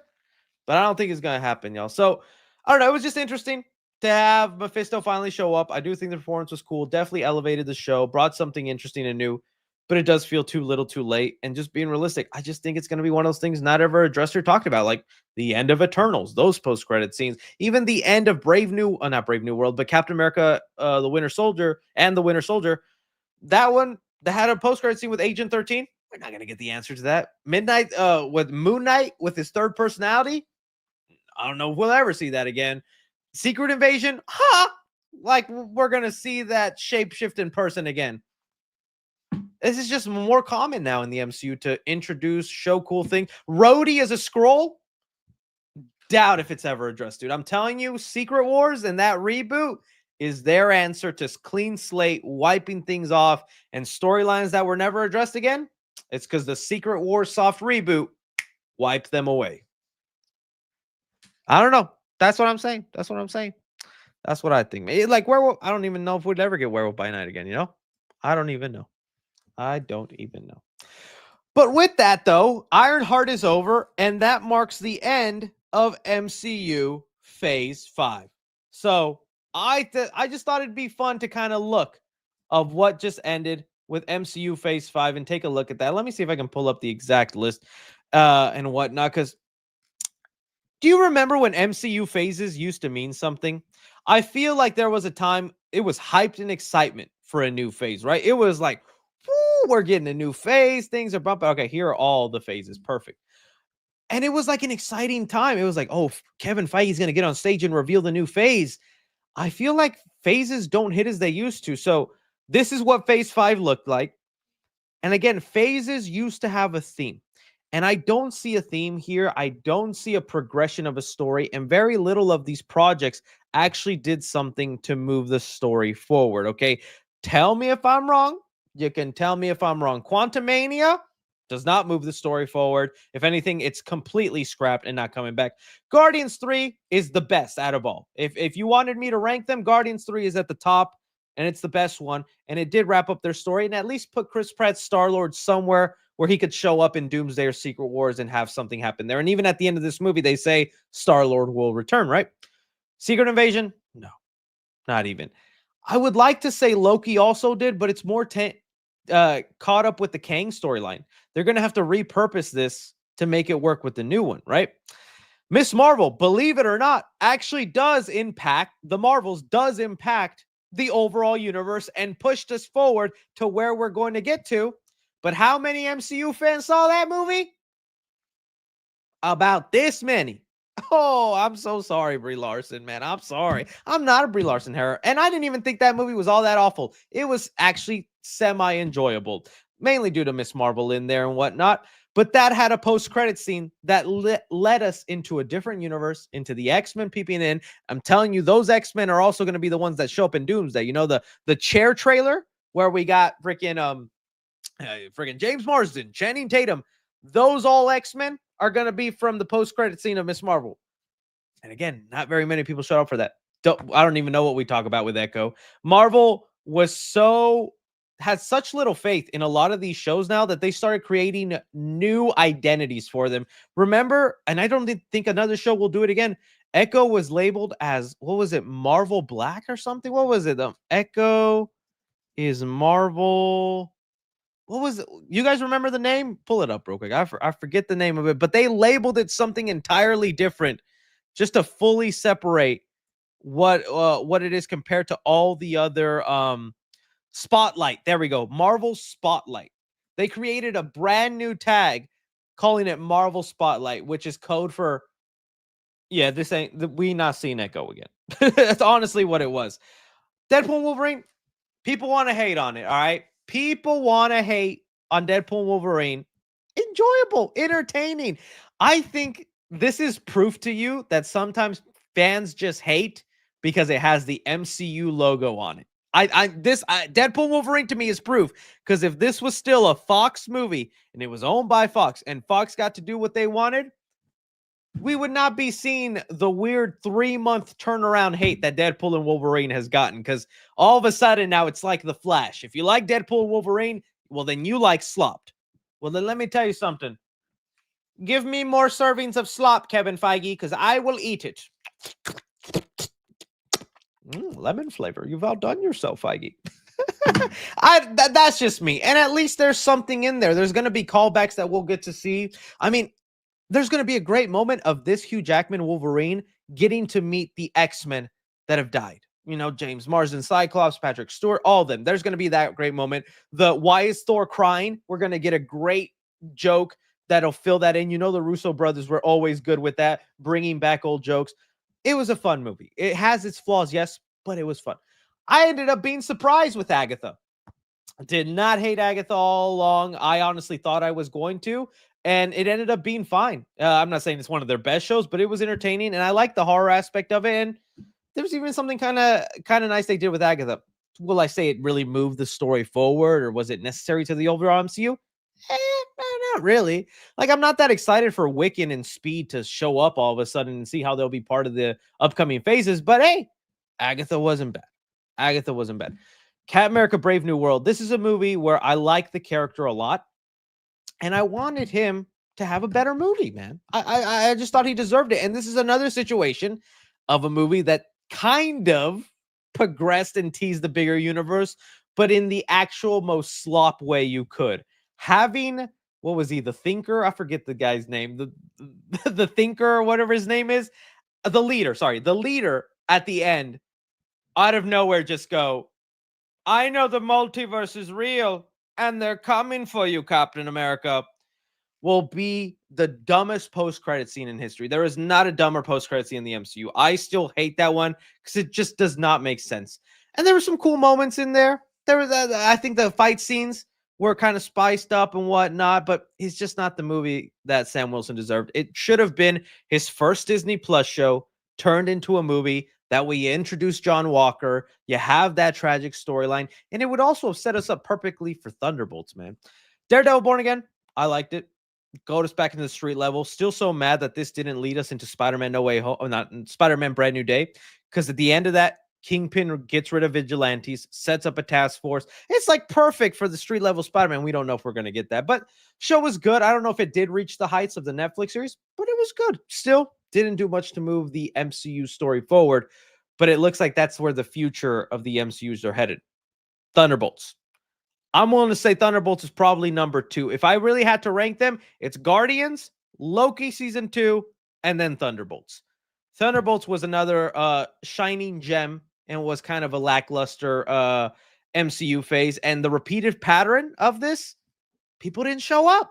This was another, I don't want to say flop, but it was an underwhelming performer for Marvel. And it's just showing you that Marvel is now on the decline.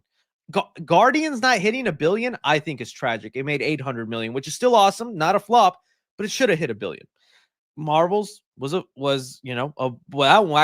flop. Brave New World underperforming. Thunderbolts underperforming. It's just like, it makes me wonder where Fantastic Four is going to end when it all comes through. And You just heard my thoughts on Ironheart. Wasn't really a show for me that I enjoyed all that much, but it was decent by the end, and it was just kind of cool that we finally got Mephisto. Overall, if I had to give a grade, the only real projects that stood out to me is Guardians, Loki Season 2, and Thunderbolts. Oh, and Deadpool Wolverine for the fun of it. That'd be number 4 on the list. But overall, it was kind of a season. I don't think it brought us down as Phase 4, because Phase 4 was all over the place, oversaturated, too many new characters, no idea what was happening. At least we got a couple shiny gems in this one, you know, just kind of an F phase. Yeah, C plus. You're right. It's a C plus phase. I see someone right now in the chat saying that C plus phase, and that's a very fair assessment, in my opinion. A C plus phase. Some people give it a D. To me, it is a step above Phase 4, but not by very much. So those are my thoughts on that.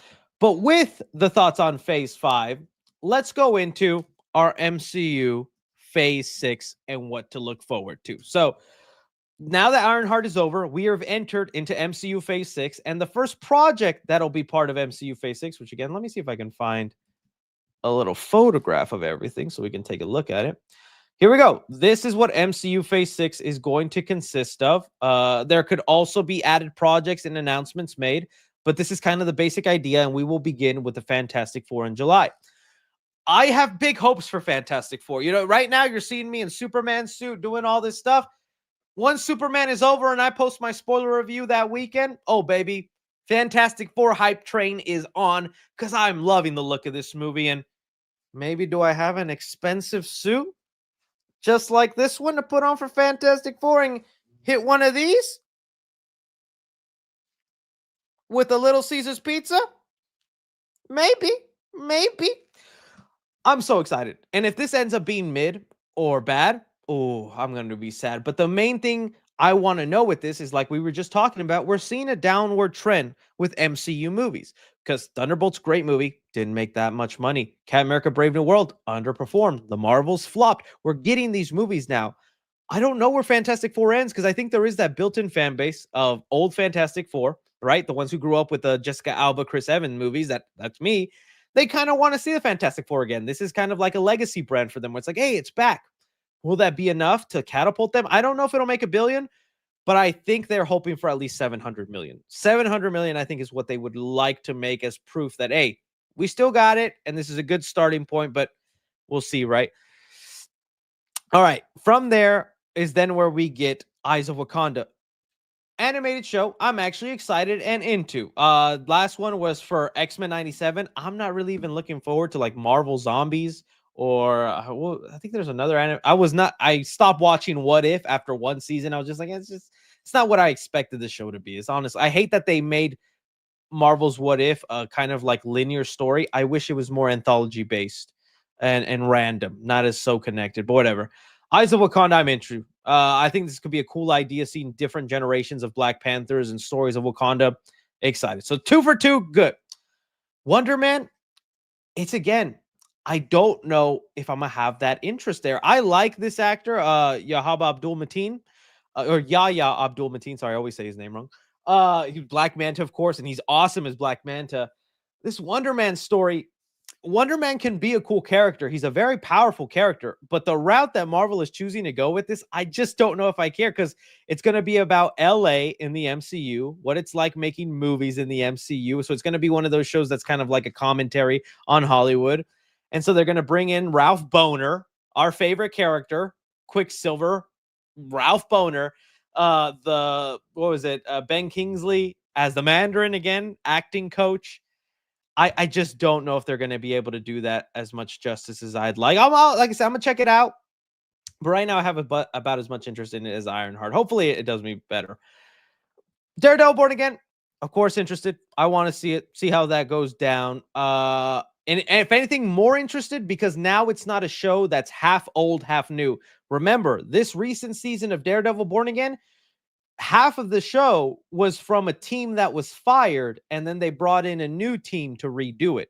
So the show is half old, half new.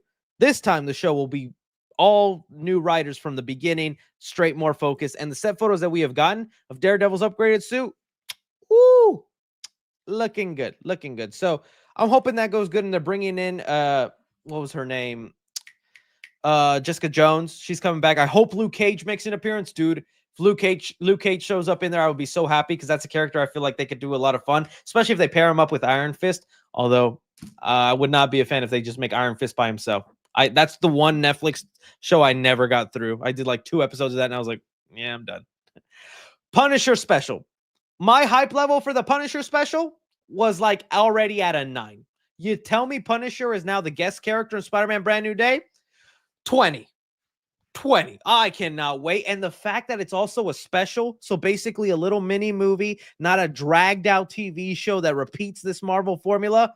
Yes. Yeah. So like right now, it's like I'm lukewarm on Wonder Man, but so far out of these first 5 projects, yes, give them to me. I want them so bad. Spider-Man Brand New Day. Do I even have to splurge or talk about how excited I am? The fact that we still know very little about this movie other than that Punisher is in it and maybe the Hulk, that's still unconfirmed. I want to know what street level Spider-Man is going to be like. And we know it's street level because Punisher is in there. If you're doing multiverse story with Punisher, you picked the wrong character, Feige.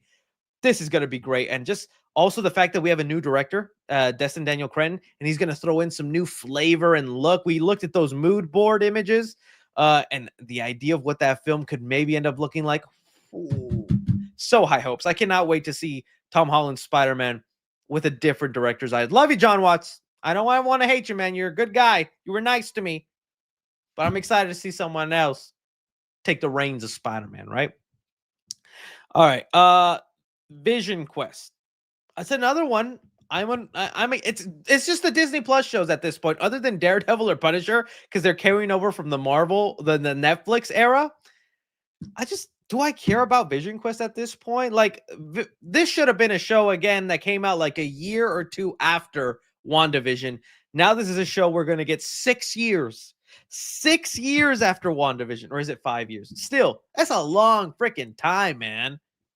Do I want to know what, and even more that's made me disappointed on this? So we know Ultron is coming back, and you think that would make me hype because I've been wanting to see Ultron come back, and I do think Ultron would be a cool character because in the comics, Ultron's thing is he always finds a way to come back, and there's always something cool you could do with Ultron. I kid you not. Reports are saying Ultron is going to come back, but he's going to be in human form as his voice actor, James Spader, I believe his name is. They're also going to bring in a physical version of was it Friday, the other AI voice that Tony Stark used, all these things. And they're all going to be in physical form because Marvel doesn't want to spend as much money on these shows anymore. And so, bro, Jocasta, there we go. Jocasta, which is like female Ultron, right? Dude, why would I want to see Ultron back as James Spader? Cool actor, great voice, but if I'm getting a show where freaking Ultron is just a regular dude for most of it, send it back, Feige. I'll be just like, why? Why are they doing? I get you have to save money, but you already set the precedent that you're willing to spend Marvel money on these shows. I don't know, man. Vision Quest seems like it could be iffy for me. We'll see how it goes. Honestly, it's going to depend on how many episodes. This better not be 9. Just make it 6 and get to the point. Get to the point, man. That's just me.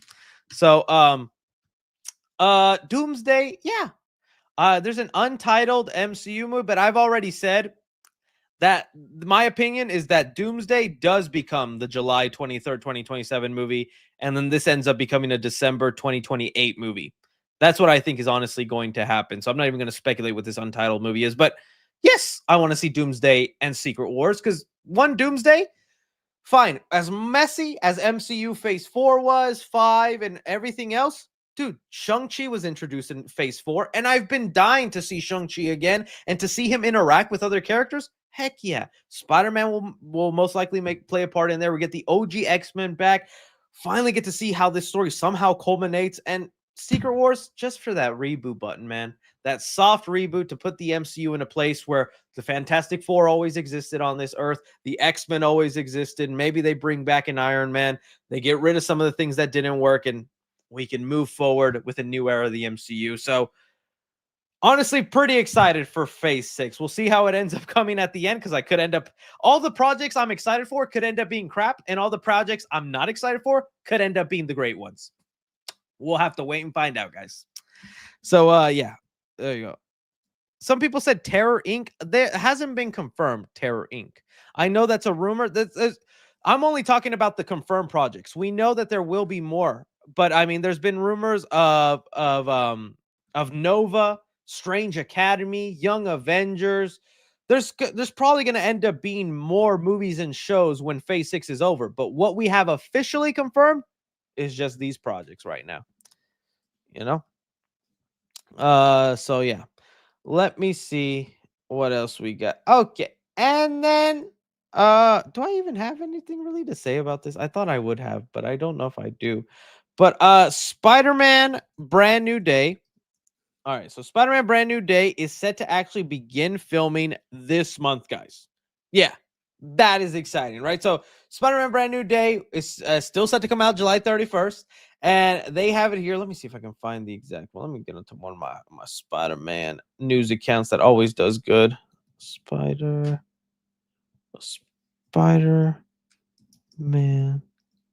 news. Where's my Spider-Man news? Spider-Man. There we go. I love the Spider-Man news account. They always do great work. Check them out. But they have it here that Spider-Man Brand New Day starts filming in Glasgow in 30 days. Ooh, buddy. And pretty soon, no time at all. Here's the filming schedule they have.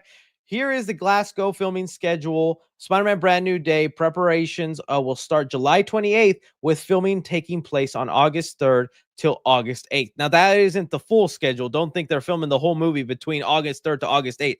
That's just how much they're going to be filming in this specific location.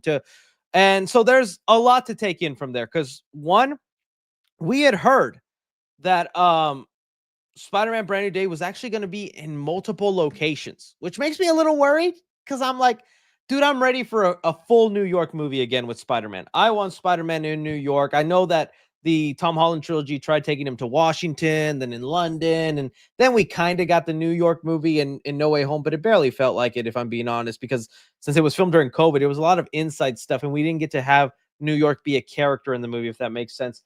So with Glasgow, I think that's an era that's been used. That's a place that's been used to like make Gotham. So it's a place that could be turned into New York if they wanted it to.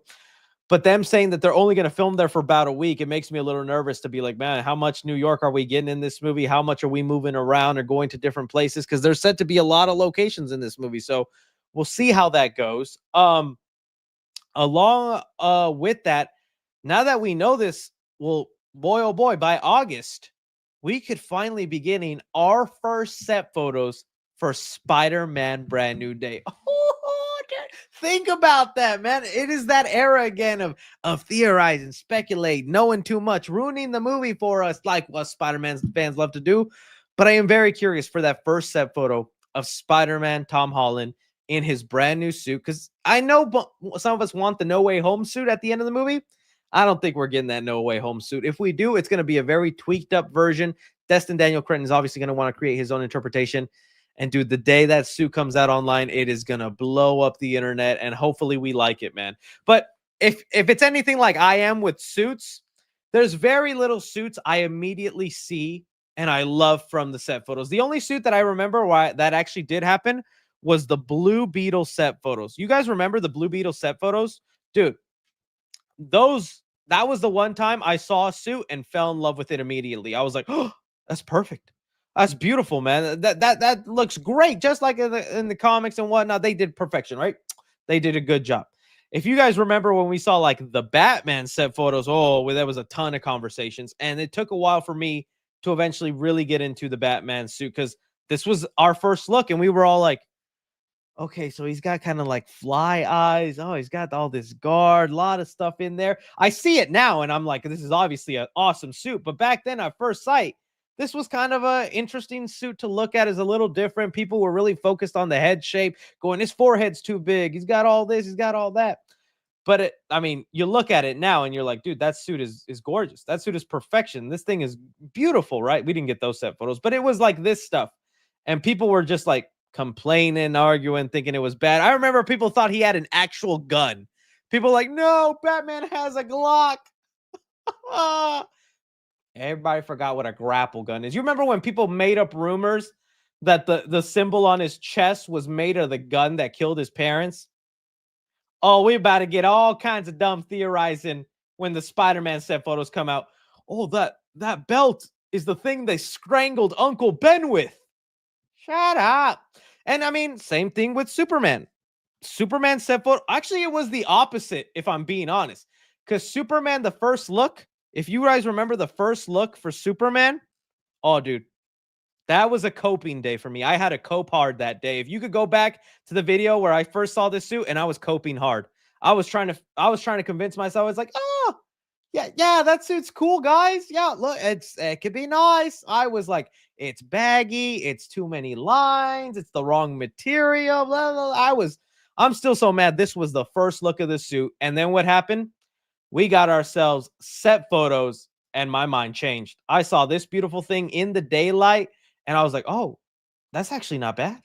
I actually kind of dig this. Still too many lines, slightly baggier than I would like, but ooh, those colors are popping. David Cornsweat looks good. And now I love this suit. I just pre-ordered the hot toy. That's how much I like this thing. And so same thing could happen, you know? It's all a matter of we'll see what happens with this Spider-Man suit whenever it comes out. But it's exciting. And hey, with filming, also rumors of more casting details, more stuff going on. And I can't wait, man. I'm going to be like Zendaya in this photo in all my Spider-Man updates. Oh, they look so happy, man. I'm so happy for them. All right.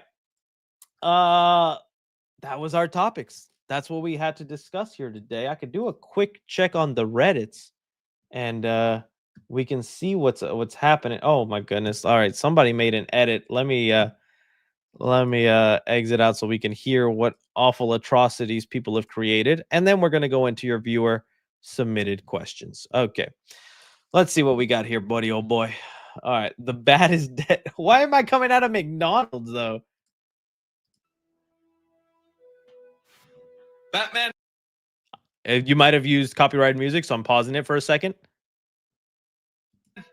You've got to stop. Next time they shine your light in the sky. I look pretty good. I could pull off Henry Cavill Batman. Don't go to it. The bat is dead. Bury it. Just a random Batman toy. Why is this guy talking to me? I'm just trying to get a McChicken. Want to get some burgers, Batman? I'm kind of tired. Okay, that the McDonald's makes sense now. I was like, why is this there? If you want to see the full unedited version without me pausing it to avoid copyright, check out the Reddit. I give that a like. That was good, buddy. I can't wait, man. I know. I cannot wait. I'm gonna try it out. I gotta do it. I'm honestly just waiting for my Fantastic Four suit to come in the mail. Okay, and then I'm gonna go in there like Little Caesars, 4 pizzas, and tell Mike to put his pepperoni on it. Oh, how are you doing? I weigh 220 pounds. Thank you. Norbit is an underrated classic, if I'm being honest. Looks like we got the concept art and then the reveal of Cat in the Hat. Yeah, I talked about that trailer. What the heck is this? What Reed should turn into in First Steps? A teapot. Some scissors would be cool. I could do scissors. What is? Oh, a little baby. What is it called? What is that? A pacifier? That'd be funny if it would be a pacifier. I had nothing to say. Oh, I look good. Look at this. The 3C multiverse is expanding. Go forth, my children. Oh, couldn't resist making this during the live stream. Thank you. I appreciate it. Oh, what the heck? Come on now. Don't tell me I look like grown-up Bobby. Damn it, Bobby. I don't even watch King of the Hill, but I just know that line. Damn it, Bobby. Come on now. Don't tell me I look like little Bobby. What is this? Me as Freddy Fazbear? Toy 3C? I want to see myself as Toy Chica. You know what I'm saying? Never knew Chris was there. I was there? What? All right, that definitely made sense. I did see that at the end of Ironheart that she has the hood cape on her suit. I'm telling you, they actually made me interested in Ironheart with that, with putting the magic and the technology together. It is so cool. I kind of wish they focused on that from the beginning and we got to see more of like Riri studying magic the way she would study a science book or you know, a thing like that. And I wish they would have done that more, but they didn't really do that so much in Our Heart. She just goes like, "Hey, girl with the glasses, you know magic. Can you just magic up my suit so I can fight?" I was like, "Oh, I thought Riri was gonna learn magic, not just have it given to her." But we'll see. We'll see. Some people said Doctor Doom ripoff. Is that really what Doctor Doom does? Because it feels like he just puts on metal and has magic. I think it's a little different when you have technology and magic, but I guess maybe you're right. Doctor Doom kind of did it first. Mephisto. 4th of July. I got to watch those movies. Hopefully, I could squeeze in I Know What You Did Last Summer review series. Unfortunately, right now with the Superman and the Fantastic Four ones, I'm a little bit busy, but I would like to do the reviews on the first 3 I Know What You Did Last Summer. What the hell? Sometimes you guys pause these videos in the weirdest way, and y'all make me wonder if do I have a lazy eye? Do I have an eye that looks the other way or something? All right, you guys, I'm gonna look up for a second. They both look in the same direction, right? Somebody gonna edit this to make them both go. Maybe I'm just that skilled. Okay. Hang on, I gotta pause it for the copyright music. Hey, quit messing around. I'm not messing around. I'm doing important stuff.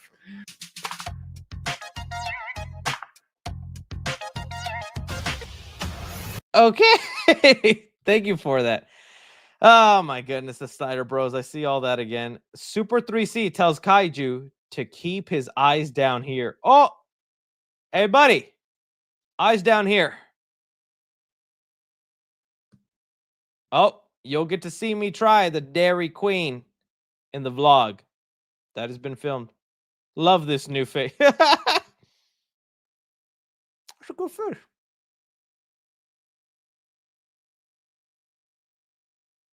It's my De Niro face. You talking to me? You must be talking to me. I can't believe the only one who thought of the guy from Power Rangers when I saw this. Yeah. Yeah, thank you, Reed, for that edit. He made the intro of the Superman reviews really good. I figured out how to make Megan 3 a success. Oh, hire me, Blum. This is beautiful. Okay. Oh, Superman Lex face off. Hey, buddy. Eyes down here. 3C Man movie. What in the bathroom? Who's peeping through there? Ant-Man? Oh, this is sweet. This is nice. I like this. Hey, you even gave me my fade. I like that. Thank you for that. That's so awesome. Done. 3C trying to take the super. I know, man. I don't want to take it off. Just take it off me. I gotta buy one of those zipper assisters because it'd be hard. Oh, some nice art. I like that. Cool art. I like it. I like it. All right. I think we've reached the end. I'm going to subscribe to Pouchy69 so I can watch one TV spot show to. Okay, I don't even know. Let me just go to the most, and then we'll go to the questions. Oh, the Snickers wrapper. Oh yeah, they had Olive Garden in Garfield. I forgot about that. They've been doing that a lot lately. Julian McMahon. Oh, dude. So sad, so sad. Let's go, boys. Woo! Okay, I think we've got everything that we needed. All right. Let's go on to the viewer submitted questions. Apologies for the shiny, sweaty face, man. I'm doing my best. I'm doing my best. Okay. Let me put this over here. And then I can get on to these questions. What the heck am I doing? Okay, there we go.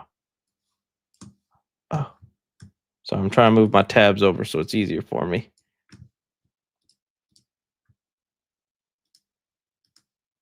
All right, almost done, guys. Almost done. I promise you, I'm almost done. Okay, there we go. Okay, let's answer these questions, my friends. Okay, What are your thoughts on Craig Robinson quitting comedy? What?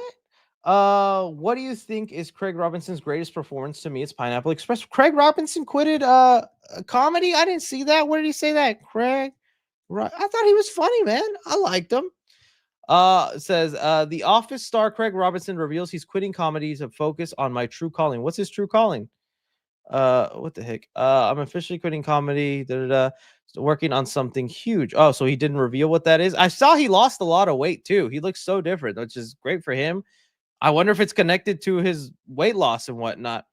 Yeah, that's great for him, man. That's awesome. I do feel bad. I mean, to me, it's his work in The Office I thought was really good. I know he did like kind of a serious movie. I didn't get to see it. It was like not that long. I think it was called Fun Size. I still need to go check that out. But I always thought Craig Robinson was funny, man. But whatever he decides to do, that's cool for him. Are you gonna watch and review Bambi the Reckoning after you see Fantastic Four? Of course. I've got to stay in touch with the universe. Snow L Jackson says the Odyssey teaser. Yes, I just realized why your name is that. That photo is crazy. The Odyssey teaser. Yeah, I talked about at the top of the stream. I liked it. It was definitely a teaser. I'm curious to see more of the visual effects heavy shots or how they decide to implement all the more fantastical elements of that movie. Because that's always what intrigued me, that because it's such a fantastical story with all these kind of mythological beings, and Christopher Nolan is known for grounding things. I'm wondering how he's going to handle all that, you know? Retro Lover 03 says, what if Ultraman were revealed to be Nuclear Man? I'm telling you, it's going to be something like that. I do think after watching the Christopher Reeve Superman movies now for the first time, which review on the channel, check those out. Dude, Nuclear Man and Nuclear Man and the Hammer of Baravia, so similar. So similar and even in their designs and their costumes. They're both a consequence of Superman thinking he can interfere with human wars and conflicts and getting rid of that stuff. So it's so funny that James Gunn took a plot element from one of the most hated Superman movies and was like, I'm going to make that a plot element in my new Superman movie.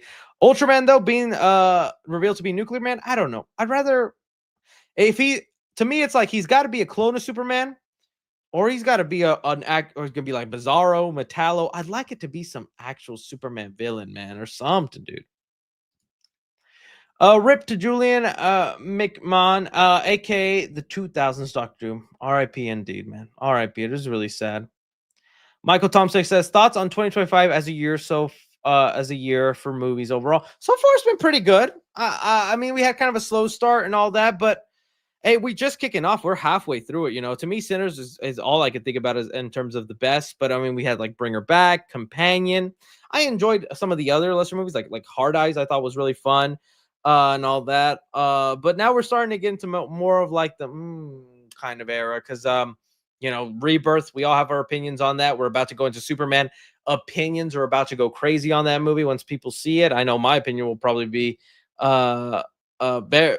probably not what I expect whenever I get to see it. I hope I really like it. I'm just getting worried with some of the early thoughts on it. But even Fantastic Four, I don't know if that one is guaranteed for universal love because that's a lot of people also doubting that one. But we'll see, man. I know a lot of people saying to watch F1. I have not gotten the time to watch F1. I do want to see it, though. I do want to see it. Ghost BC Fan 1 says, didn't know if you saw, but season 4 of the show From started back filming last week and wanted to hear any theories you have on the show. Well, I love the show. If you guys have not watched From, definitely go check it out. That is a kooky, great show with a lot of theories and speculating. I'm just happy season 4 starting. I will say I hate, though, when there's long pauses in between some of these seasons because my unk brain starts forgetting stuff, and I'm definitely going to need to watch some recap videos, but I'm curious about the time element that they introduced in that final episode and who the man in yellow is.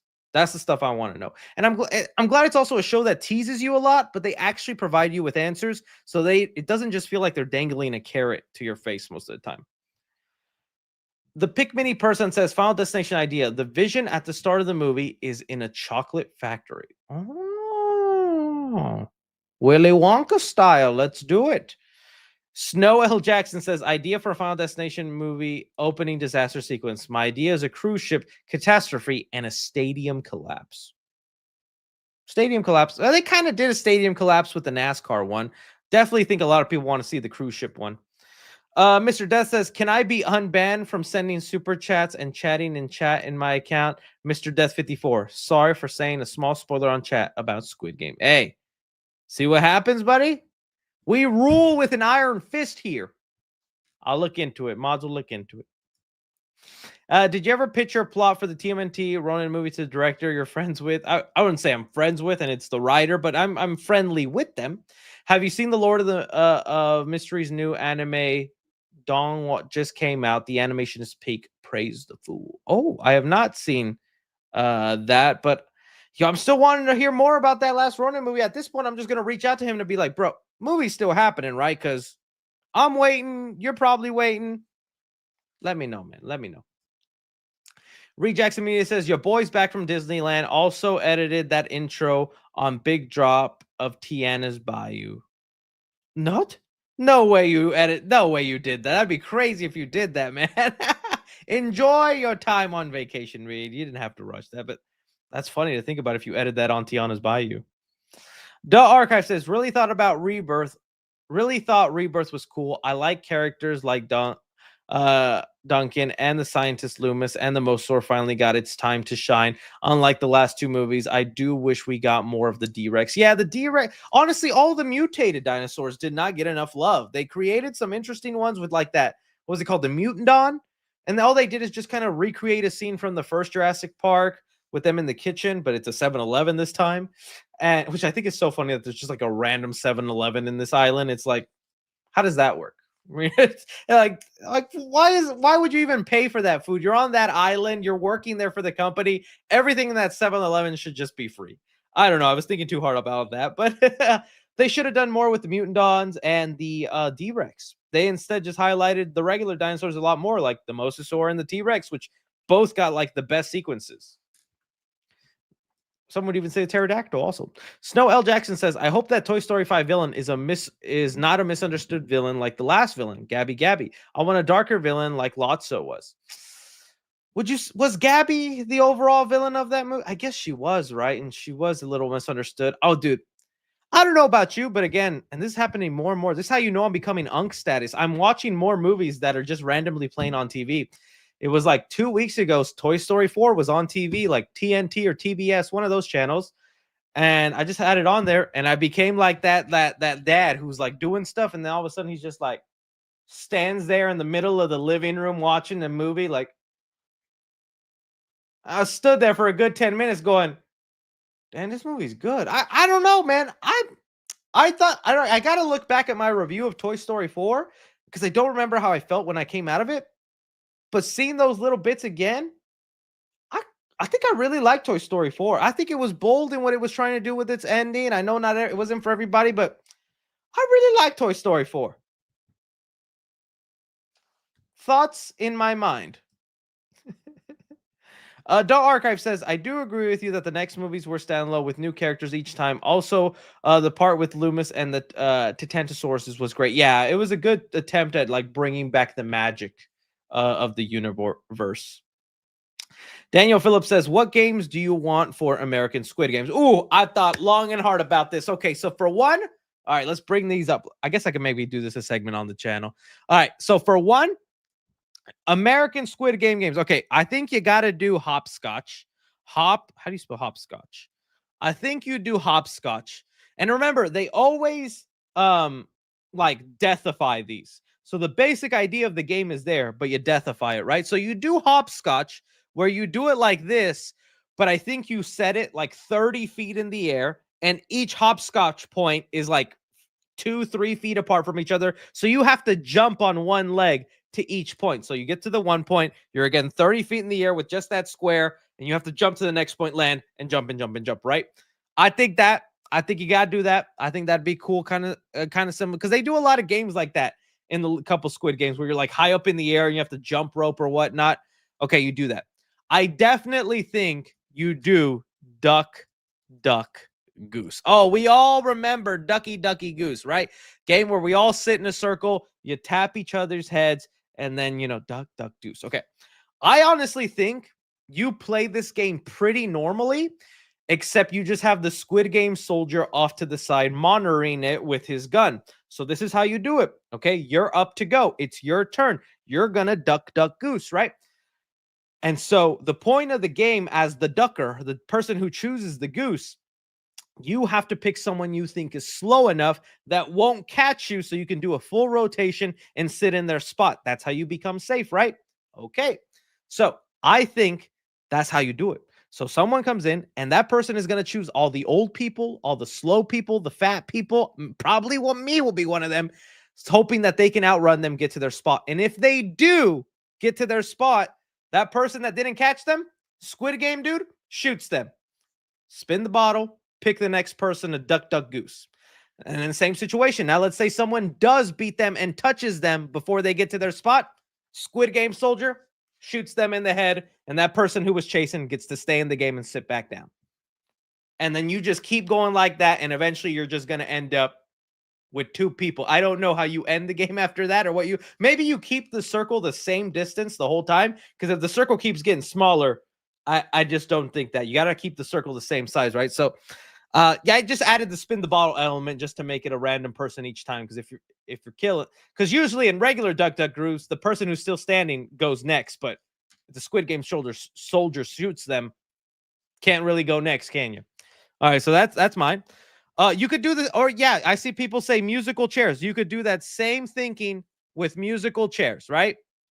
You could do musical chairs. That's definitely a kid game that a lot of us played. You could do musical chairs. Same basic idea. Person who doesn't get the chair and loses, shot to the face, and we just keep going until there's like 2 people left, right? But this is like got to be a game you play at the end, because these are games where it's always like 1 person left. Unless they divide it into groups. I guess that's how they would do it, right? It's like get into groups of 6, and then like out of the 100, you close off, and then you have different groups all playing, and then the 1 survivor from each group. And it would also be one of those effed up games, because you're thinking, all right, get in groups of 6, so you're purposely picking skilled people, athletic people, smart people, but you're not realizing you're actually picking your own teammates you're going to have to fight against. It could do something there. Red light, green light is a game that we play in America, so you could do red light, green light again, but I'm just like, let's do more new things. I was so mad at the end of Squid Game season 3, how they had the the person that's meant to go find the recruiters for the game. They were playing a game we don't even play in America, that little pong throw game. They should have been playing rock, paper, scissors, or I don't know, something else. That was dumb. I hope they don't throw in too many Squid Games into it and they keep it American games, because that's all the point and fun, right? I'm trying. Oh, that's a good one. I see some people saying egg drop. Egg drop, dude. That would be interesting. No, egg toss, not egg drop. Egg toss. That would be fun. So egg toss game is a game that we sometimes play in America here, where you get an egg, you pick a partner, and you throw an egg. And every time you throw an egg, you're supposed to step further and further and further and further back until you eventually get to such a further point. When you throw it, it's either so much momentum by the time they catch it, it pops, or they just don't catch it at all. That could be another fun game. You drop your egg, you die. Maybe they should do it with a grenade. Oh, could you imagine that? They throwing grenades at each other? They could have it timed. Like they could be hot potato. Look at me getting so excited about thinking the death of people. They could blow up and die for millions of, yes. Number 1 Mr. Beast viewer here. That's what they should be doing. Someone said, you good? You good? Grenades. You could play hot potato with a grenade, right? And pass it around, and hey, you have that thing clicked. And so you passing it around, throwing it around, and person last with it, blow it up. There you go. So that would be something they could do. Let me see. I like some of these suggestions from some of you guys, because these are fun. And tag could be interesting. You know, it could be like freeze tag.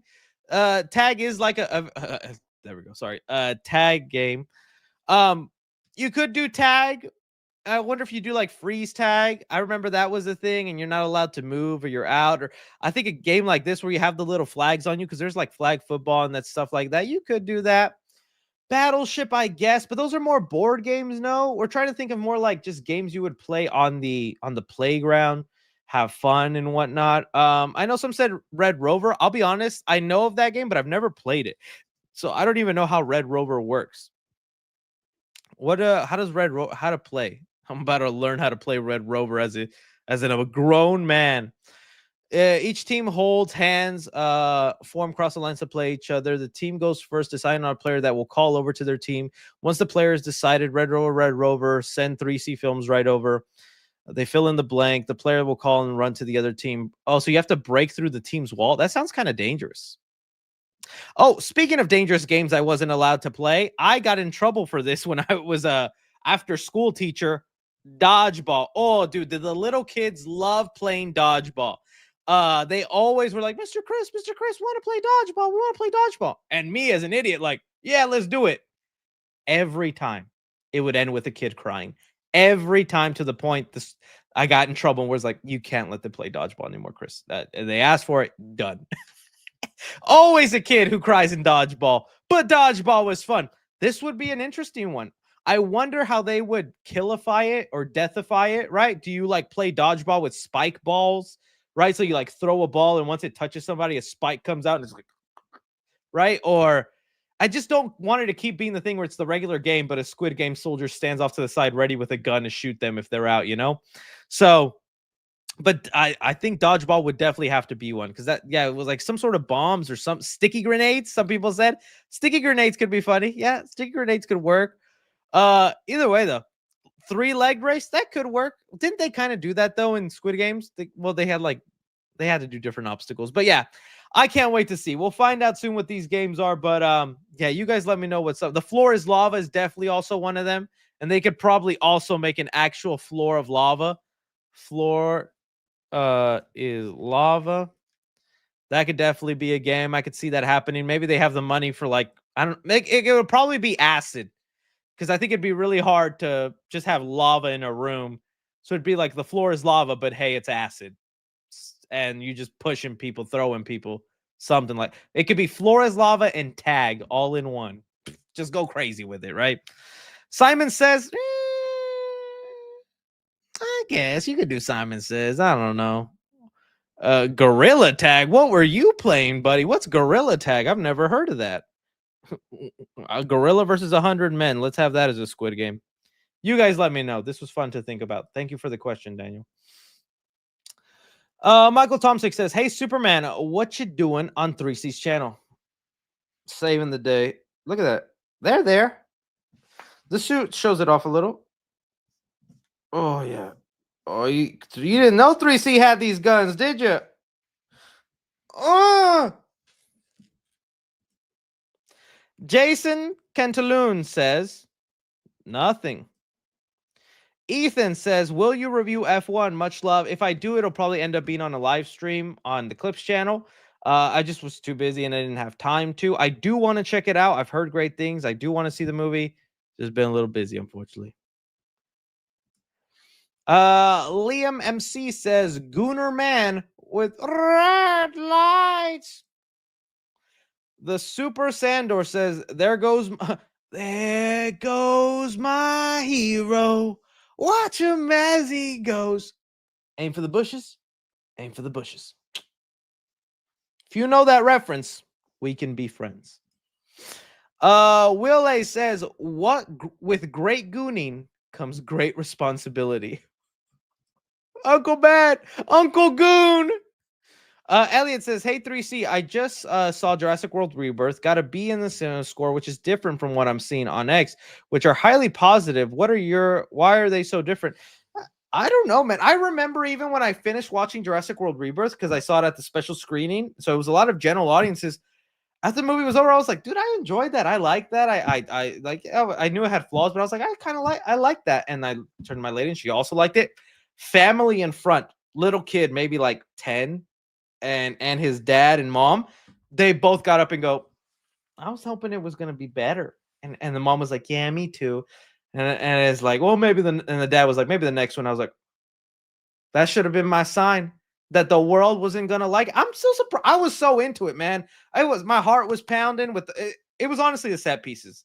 If the raft scene, the mosasaur scene, the pterodactyl and all those scenes didn't happen, I'd probably be just as a hater, but people are underappreciating how cool those dinosaur scenes were, man. And it's a dinosaur movie. Retro Lover says King Julian is Mephisto. Oh, is he? I forgot. I like to move it, move it. You like to.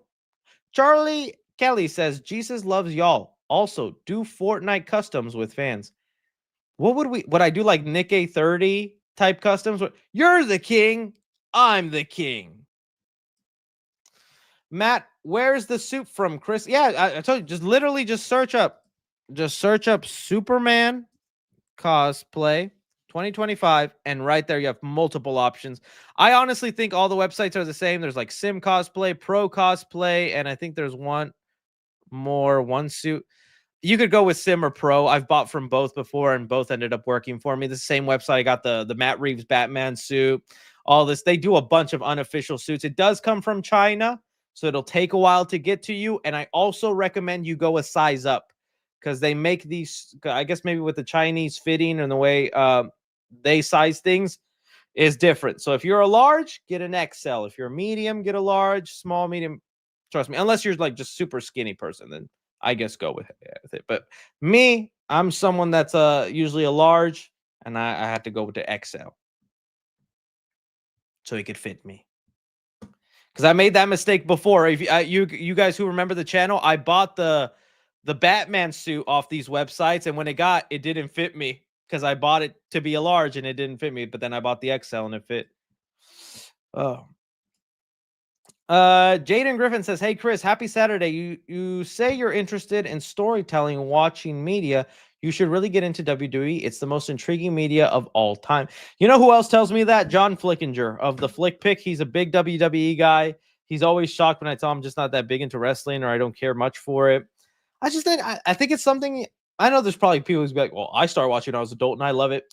I don't know. I didn't get into it as a kid. I also feel like there's such a long storyline with a lot of stuff now, where I feel like if I just jump in now, I'm going to be so lost to a lot of the nuances and details of it. But I get why people like it. It's just not for me that much. Liam MC says, needs a movie. Sooner Man. Gooner Man, you mean? Or Sooner Man. Jason Cantelon says, big fan, Chris. Could you rank some of your favorite 2000s thrillers? Sign, Taken, The Prestige, Zodiac, The Departed, No Country for Old Men. If you wanted me to rank these, this is hard. I feel like Departed would be number one. Really like that with Leonardo DiCaprio and Matt Damon and Mark Wahlberg. Then probably Zodiac, The Prestige. Oh no, Zodiac, No Country for Old Men, The Prestige, Signs, and Taken. But I like all these movies, even if Taken is at the bottom. With critics and a lot of Americans and Canadians not loving Rebirth, do you think the franchise will go extinct or evolve? No, because money is still booming. I honestly thought Dominion was going to affect the box office of Rebirth, where this might have been one of the first Jurassic Park movies in a long time that doesn't hit $1 billion, because I thought people were kind of turned off with Dominion the way I was. People did not care. People still showed up. And so even if they didn't seem all that thrilled with Rebirth, I think they'd show up again for another one. I just think they do have. I think it's going to be like 5 years before we get another one. You got to give that little in-between window. If you jump on it too soon, might not work out. Jackson Support says, talk about Nintendo Illumination, more movies. Any guesses? Look at their franchise and rank the hype level. Pokemon Illumination universe could happen. Yeah, I saw that there was reports that Nintendo Illumination want to do more movies. I don't blame them. Mario made $1 billion. I'm thinking it's going to be a lot of spin-offs based on Mario first, though. I think we're going to get like a Donkey Kong solo movie, especially because I'm excited for that new Donkey Kong game, Donkey Kong Bonanza. That's like I bought the Switch 2. I played Mario Kart for like a little bit, but I just want to play whatchamacallit, Bonanza. That's all I'm waiting for. I just want to play Bonanza. And I think when that does well, they're going to realize, yeah, there's a big audience for Donkey Kong, and we're going to make that Seth Rogen voiced movie. I could see them doing a spin-off with Waluigi and Wario if they wanted to. As far as everything else, though, I think the Legend of Zelda movie, we'll see, but that's not even Universal, right? Or is it Universal? But still live action and whatnot. To me, I think a Metroid movie is the best route to go. Mega Man would be fun. I just don't know if they'd actually do that. Pokemon, I'm just surprised what they did first out the gate with Pokemon, a Detective Pikachu movie. Pokemon being such a huge, gigantic brand as it is, and you chose to adapt the one Nintendo DS game? Huh? You could have done the cartoon show. You could have done early versions of the video game. You could have done an original story with a Pokemon trainer, but you gave us Ryan Reynolds as Pikachu? Movie wasn't bad, but still, I think we'd be on like the third Pokemon movie if they did something more traditional. Super Sandro says, there goes my there goes my hero. Watch him as he goes. Can you cover the camera? Oh, I've seen these. Okay, I'm gonna do both because I've seen people who do it and they use the wrong hand. So I'm gonna do two for you, all right, buddy? That because I don't know which hand is the right hand, but I'm gonna give you something good because this better blow up.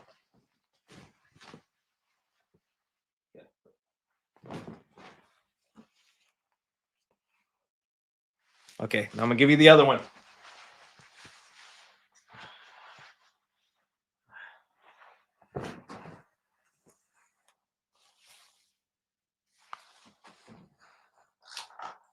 Was that cringe? Was that cringe? Was that sexy, guys? Or did it give you the eck? Let me know. I'll give you a couple more just in case.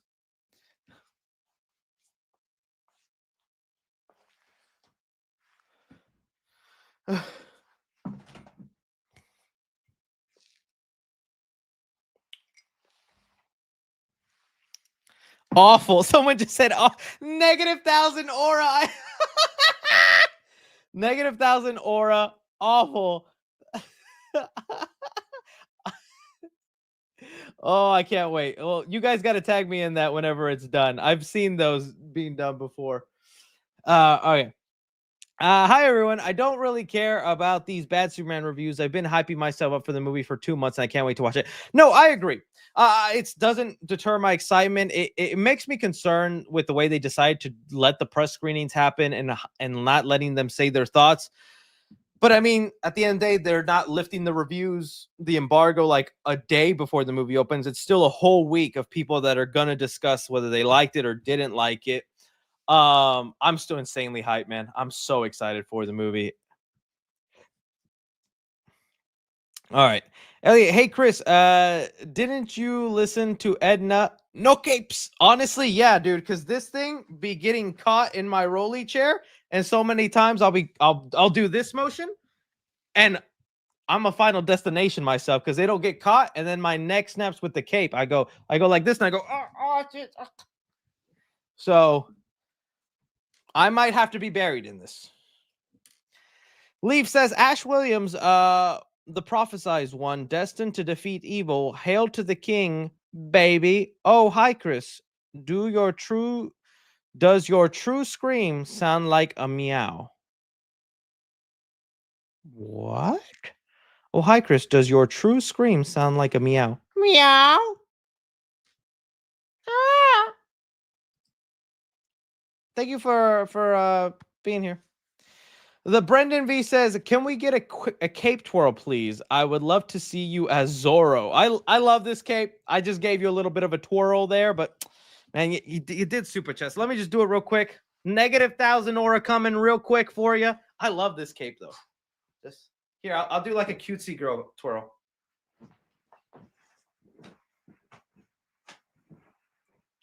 And then I'll give you the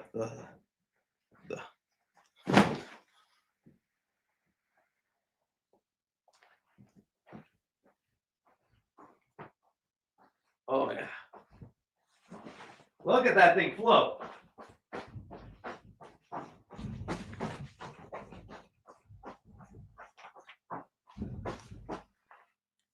Hello, Lex Luthor.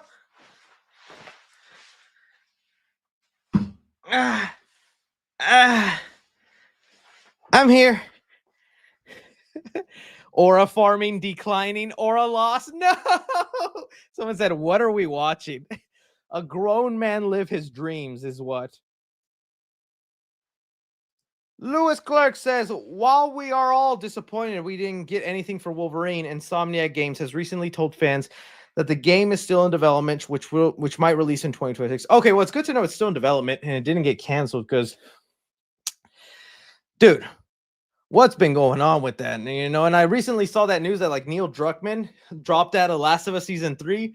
Ooh, but hey, at least he's gonna work on that intergalactic game because I'm pretty excited for that, and I hope it's good.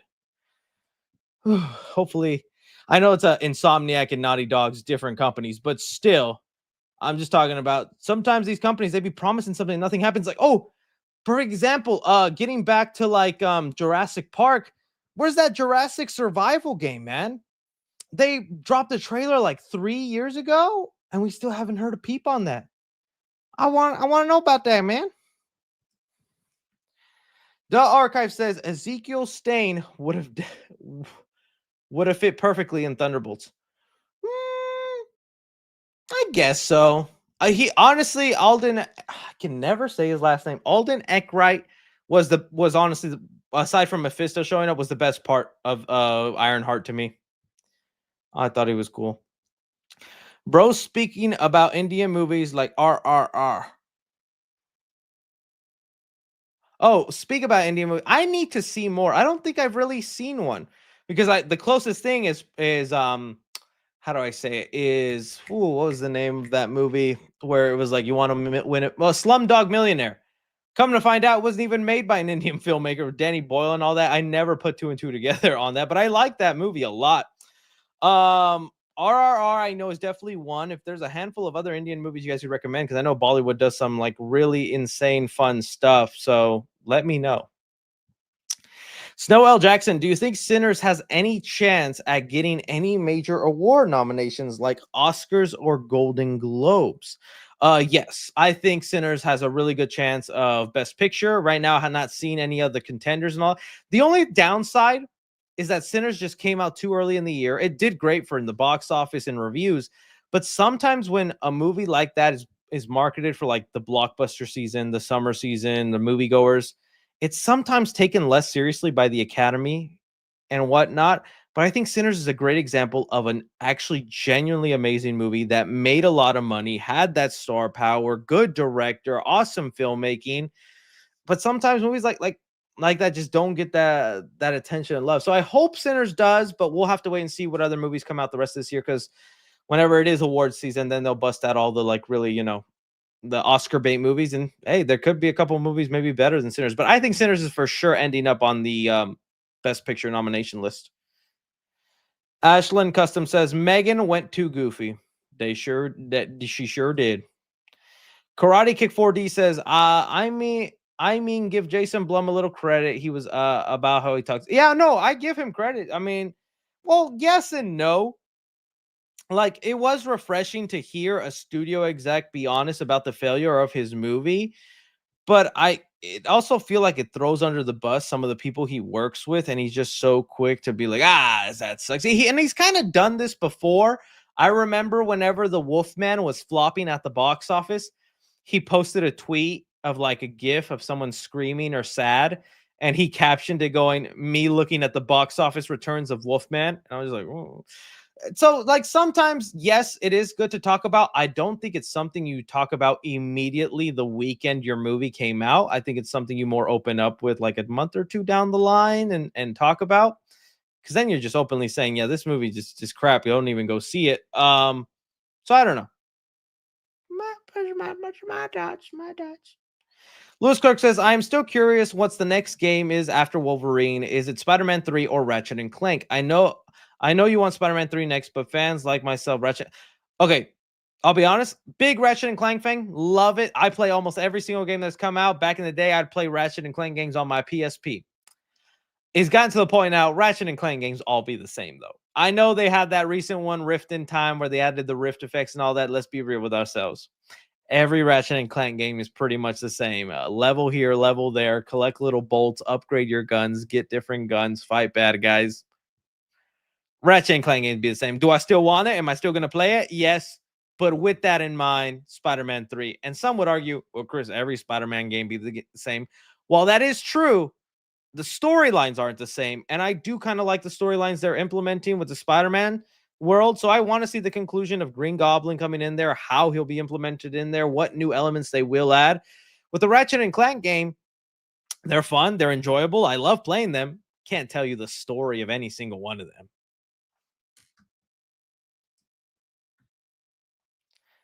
Right, that's what I was just saying. Someone just said not every Ratchet and Clank game is the same. No, I get that. It's not the same, but like I said, they're not anything memorable that'll be there. I know it wasn't the greatest. I know some people overhyped Spider-Man 2, and I don't ever think it was going to win Game of the Year or big awards, but I thought they did a decent enough job with the storyline in there, with Kraven and Venom and Spider-Man and Miles fighting each other. There was a lot of cool stuff in there.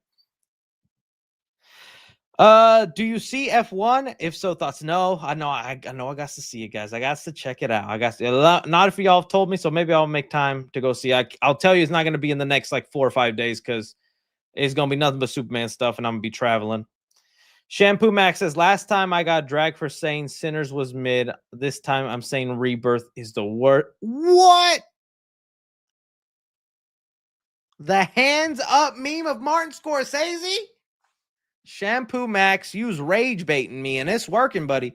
It's working.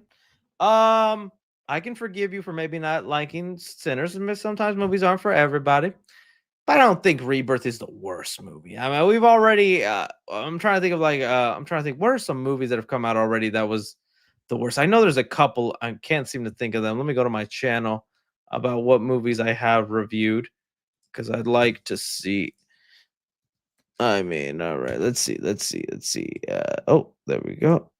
Oh, that's just me and my channel. Let's see here, videos. Okay. Elio, ballerina, bring her back. Oh, Karate Kid, I liked way less than Rebirth. And that wasn't even a horrible movie. It was just that to me is just like, eh. Oh, dude, Hurry Up Tomorrow. What are you talking about, dude? That is the worst movie of the year. Nah, sit through that, Shampoo Max, and then tell me Rebirth is worse. We're done here. Next time they shine your cat in the sky, don't go to it. Bury it. The Shampoo Max is dead. All right, Snow L. Jackson, did you watch Head of State? No, I actually want to see it. I'm literally telling you, I get it on a plane tomorrow, so now I know what my plane movie is going to be, and is Head of the State. Getting some head in the sky. Car Dude 101 says, I wants to say Rebirth the UC. Also, the new Avengers Doomsday set photos. I didn't see any new Doomsday set photos unless I'm missing any, but hey, y'all let me know if there is or whatnot. Someone just said final destination for my plane ride. Thank you, buddy. Thank you for that. Don't you bring that hell on me, Ricky Bobby. Isaiah says, hot take, DCEU would have been better if it was Man of Steel, Batman vs. Superman, and Justice League, and no other movies. Small hints to other characters, but nothing big. I disagree. I think you still could have had Aquaman, first one. You could have had Wonder Woman, the first one. All those I still think complement this basic 3 structure. Hot take, and The Flash. Have just those, and I think you have a decent universe there. I know people are still a little booty on The Flash. The Flash at least tries to integrate itself with Man of Steel, make it canon, show you what Barry was doing in that time frame. It also has Wonder Woman, Ben Affleck, Batman in their little mission at the beginning, even if this suit or the effects didn't look all that great.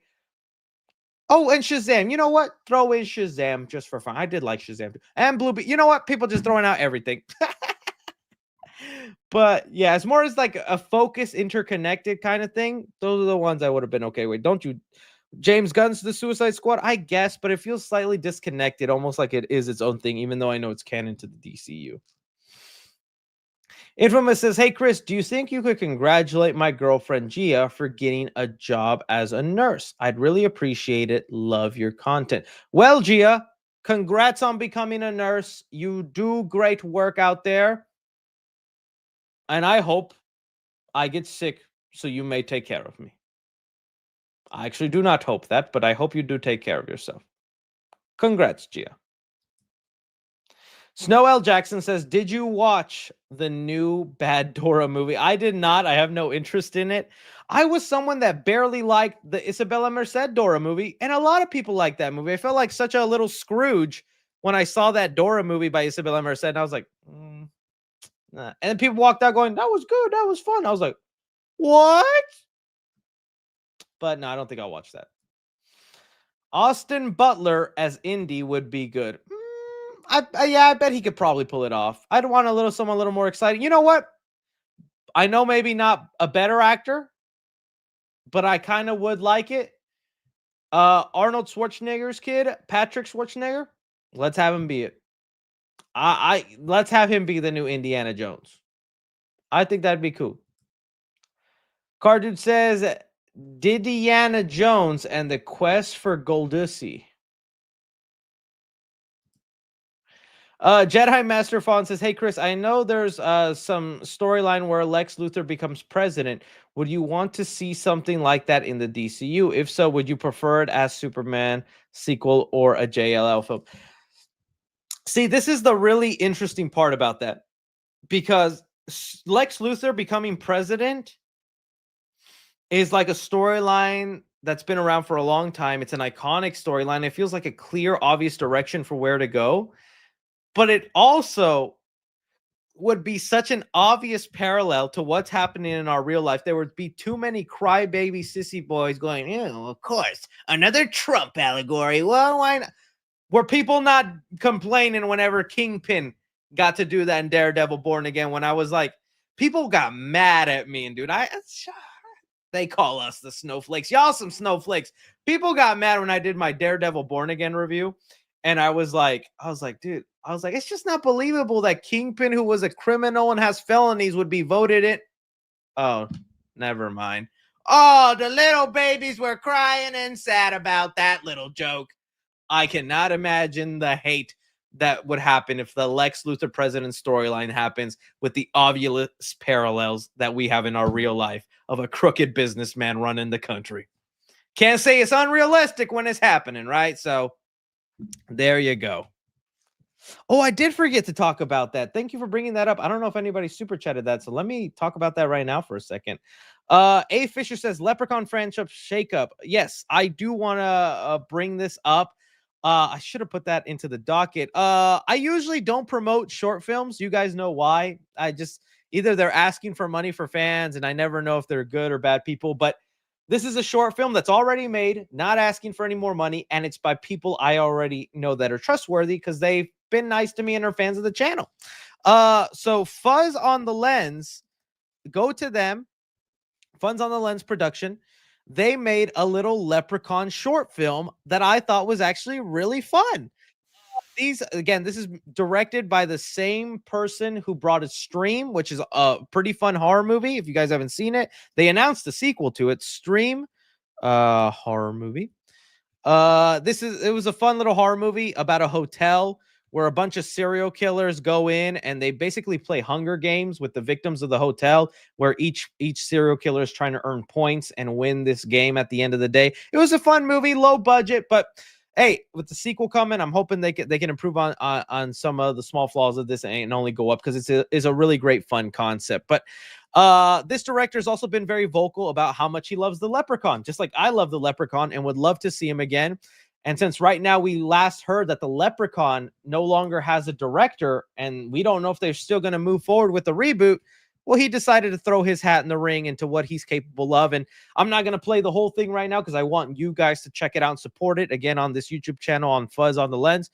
But it is a fun little throwback, and it feels just like the Warwick Davis vibes of the Leprechaun. So let me see if I can pull up some of these effects. So they brought in one of the original actors from the first Leprechaun movie. I forget the character's name. Leprechaun cast, not Jennifer Aniston. She would have been probably too expensive, but Mark Holton, who plays Ozzy, he was brought in to do it and whatnot, and the whole film is just like about him, just kind of preparing for the day Leprechaun comes back. I love all these little details they have where he has like a whole what did I say, like garden of 4-leaf clovers, because if you remember the Leprechaun universe, 4-leaf clovers are the Leprechaun's weakness, and he has all this stuff trying to build it. And I really liked even the Leprechaun actor that they have. He's got, let me see if I can pull up the audio so you guys can hear just a little bit of it. He's obviously no Warwick Davis, but he's doing his best, and I think he's a lot of fun and just as good, if not better, than the guy who played Leprechaun in Leprechaun, was it Returns for the Sci-Fi Channel?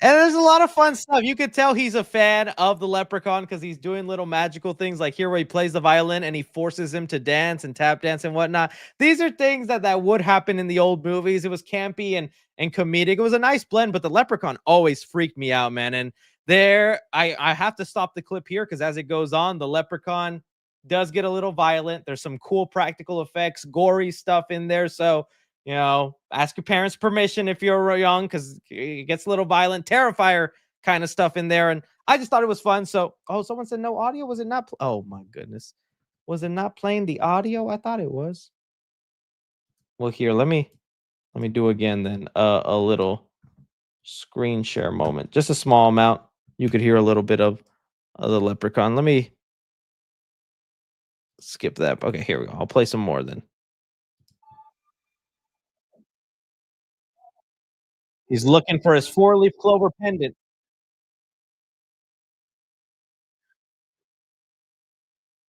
And again, I know those visual effects are outdated, but that's what the visual effects would look like in a Leprechaun movie.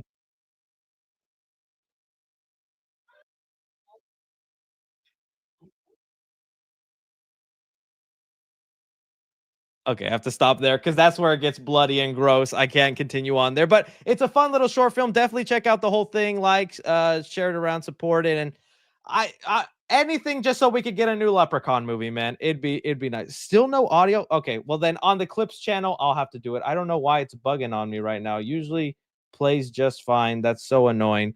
Sorry about that, guys, but hey, it gives you incentive to go check it out whenever you have a chance. Okay, there we go. Let me talk about that. Let's go in then, continuing with the super chats. Thank you though for reminding me of that. Did we do that one? Let me see. Congratulate. Yes, we did that. Did you watch the Bad Dora movie? Austin Butler is that. Lex Luthor's president. We just talked about that. And so yeah, to finish answering your question there, definitely think they're leaning towards that. And if I just hope they do it in a way where it doesn't feel too cliche because there's so much real world they could just draw into. But dude, that's such a great storyline. Is like the world loves Lex Luthor. They're turning on Superman. Superman cannot hurt or do anything to Lex Luthor because he's the president, and that would make him look like such a villain. It's just a great storyline that could be very well utilized if done right in live action. Hopefully, like for the third Superman movie, that's what I would like. Elliot, as a massive fan of Jurassic franchise, I would adore to see more dinosaur movies that aren't Jurassic World. Yeah, I do wonder what they would do next, or what some other things that they could do for the franchise. Let me see here. What you said. I've not seen Rebirth yet, but I'm very excited. But we'll say they should make it an event for the next movie, but like the first world movie instead. To me, I'm just always a fan when there's actually a theme park. That's the only thing that makes that first Chris Pratt movie so rewatchable. Is the theme park actually being open. I wish they did some different things with the Indominus Rex because I think that was an awesome dinosaur and all that, but I want to see another theme park, man. Here we go. Have you seen the new Mecha Godzilla design? I have seen it. I don't know how much to take it in though. If you guys don't know, the Godzilla -1 director made a Mecha Godzilla design. And before you get too excited or think like, whoa, is that we're getting in the sequel? Then it's for a ride, like a theme park attraction. So while this could maybe be the Mechagodzilla design we eventually get somewhere down the line and something like that, it's more just for a theme park ride. So I didn't take too much of it to heart, because for all we know, this could end up looking completely different whenever Mechagodzilla finally comes out. But yeah, it's a cool design in the Godzilla -1 universe. Abraham says 3C Films, what are your thoughts on Batman vs Superman movie? Was it worth for them to fight? And what did you think James Gunn will do a Batman vs Superman or never? I don't think he will do a Batman vs Superman. I think he'll do a World's Finest, but like with any superhero team-up movie, they'll always have the heroes fight each other for a bit just to compare, you know, muscles and strengths with one another. And I will give you my thoughts on Batman vs Superman in the review series I am doing for show. Andrew Parker says the negative reviews we are getting for Superman so far have been biased Snyder grifters. I definitely think the majority will like it. What is your prediction for Rotten Tomatoes score? If I'm being honest, low 80s, high 70s. I don't know why. That's just kind of where I'm going. But that'll be good enough. That doesn't mean it'll be bad. I just think I'm getting the taste that there is going to be some divisiveness, and some people are not going to be able to get over the more silly, heightened tone. I think I'm going to be able to be okay with it, but we'll see when I like it in the movie. But I don't know. I would love, like, yeah, I'm definitely thinking like a 78, 79 is like the lowest I see it going, and somewhere in the high 80s at the most, I feel. We'll see though. Joe Ross says, do you think they'll show the brother's death in the opening of Terrifier 4? Oh, man, I completely forgot he does die in Terrifier. They need to. They need to show. That would be a great opening of the movie and whatnot. I don't think so, though. I think it's going to be more of the origin of Art the Clown, because Damien Leone, the director, did give us the scoop that the first 15 minutes of the movie are the origin of Art the Clown. But then again, things could change, and he might change his mind and think that's a better opening for the movie. So that would be cool. Sandwiches says, hello, 3C. Are you going to Halloween Horror Nights this year? I think I am. Not 100% sure, but I think I am. Elliot says, I've not seen Rebirth yet, but very excited for it. Will say they should make it an event for the next movie, a bit like First World movie. Oh yeah, I already read this, Mike. Hot and Ready says, what are your thoughts on Optic Texas becoming B2B Call of Duty League champions? Unfortunately, I don't follow any of that, but good for them, man. I need to follow more esports, it sounds like. Eighth Wonder, the Ape says, hey, 3C, what is your opinion on King Kong movies? Love them. But if I'm being honest, the oldest King Kong movie I've seen is the Peter Jackson one. As a kid, I thought it was boring because it was so long. The older I got, I thought it was awesome, especially the video game. So I like it a lot more. Kong Squalling, of course, I like. Kong movies I just like. Yeah, I do need to see some of those older films, though. Nexo says, hey, 3C, could you give us any Superman lore today? I mean, it's just the same lore I've been giving you with the review videos. If you watch the Christopher Reeve videos, I tell you, I tell you, I just always thought Superman was a boring character. I never found him interesting or all that. They never found a way to really excite me. And there's a couple more lore in the new review, because the first Superman movie I actually remember watching is Superman Returns. So I have a lot of thoughts on that movie. But that was just kind of my thought. And so this James Gunn movie is kind of like no, I don't want to say that, because I did love Man of Steel when it came out. And I have other things to say whenever I do the review, but I didn't have like the hype when the movie was coming out. I just saw the movie and I was like, oh, dude, that was actually kind of cool. Finally, a Superman movie I like. And then, but this James Gunn one, it's like the first time I'm like, let's go Superman. Yeah. And I'm feeling that urgent energy, which is like a first for me, you know? The Phantom Split says, I mean, Rise of the Beast and Transformers 1 were released within a year, so it's possible with Batman. See, but that's also two different mediums. That's live action and that's also animated. You could do that with Spider-Verse and Spider-Man. I think they actually have done that with Spider-Verse and Spider-Man, where you had No Way Home and then you had Across the Spider-Verse.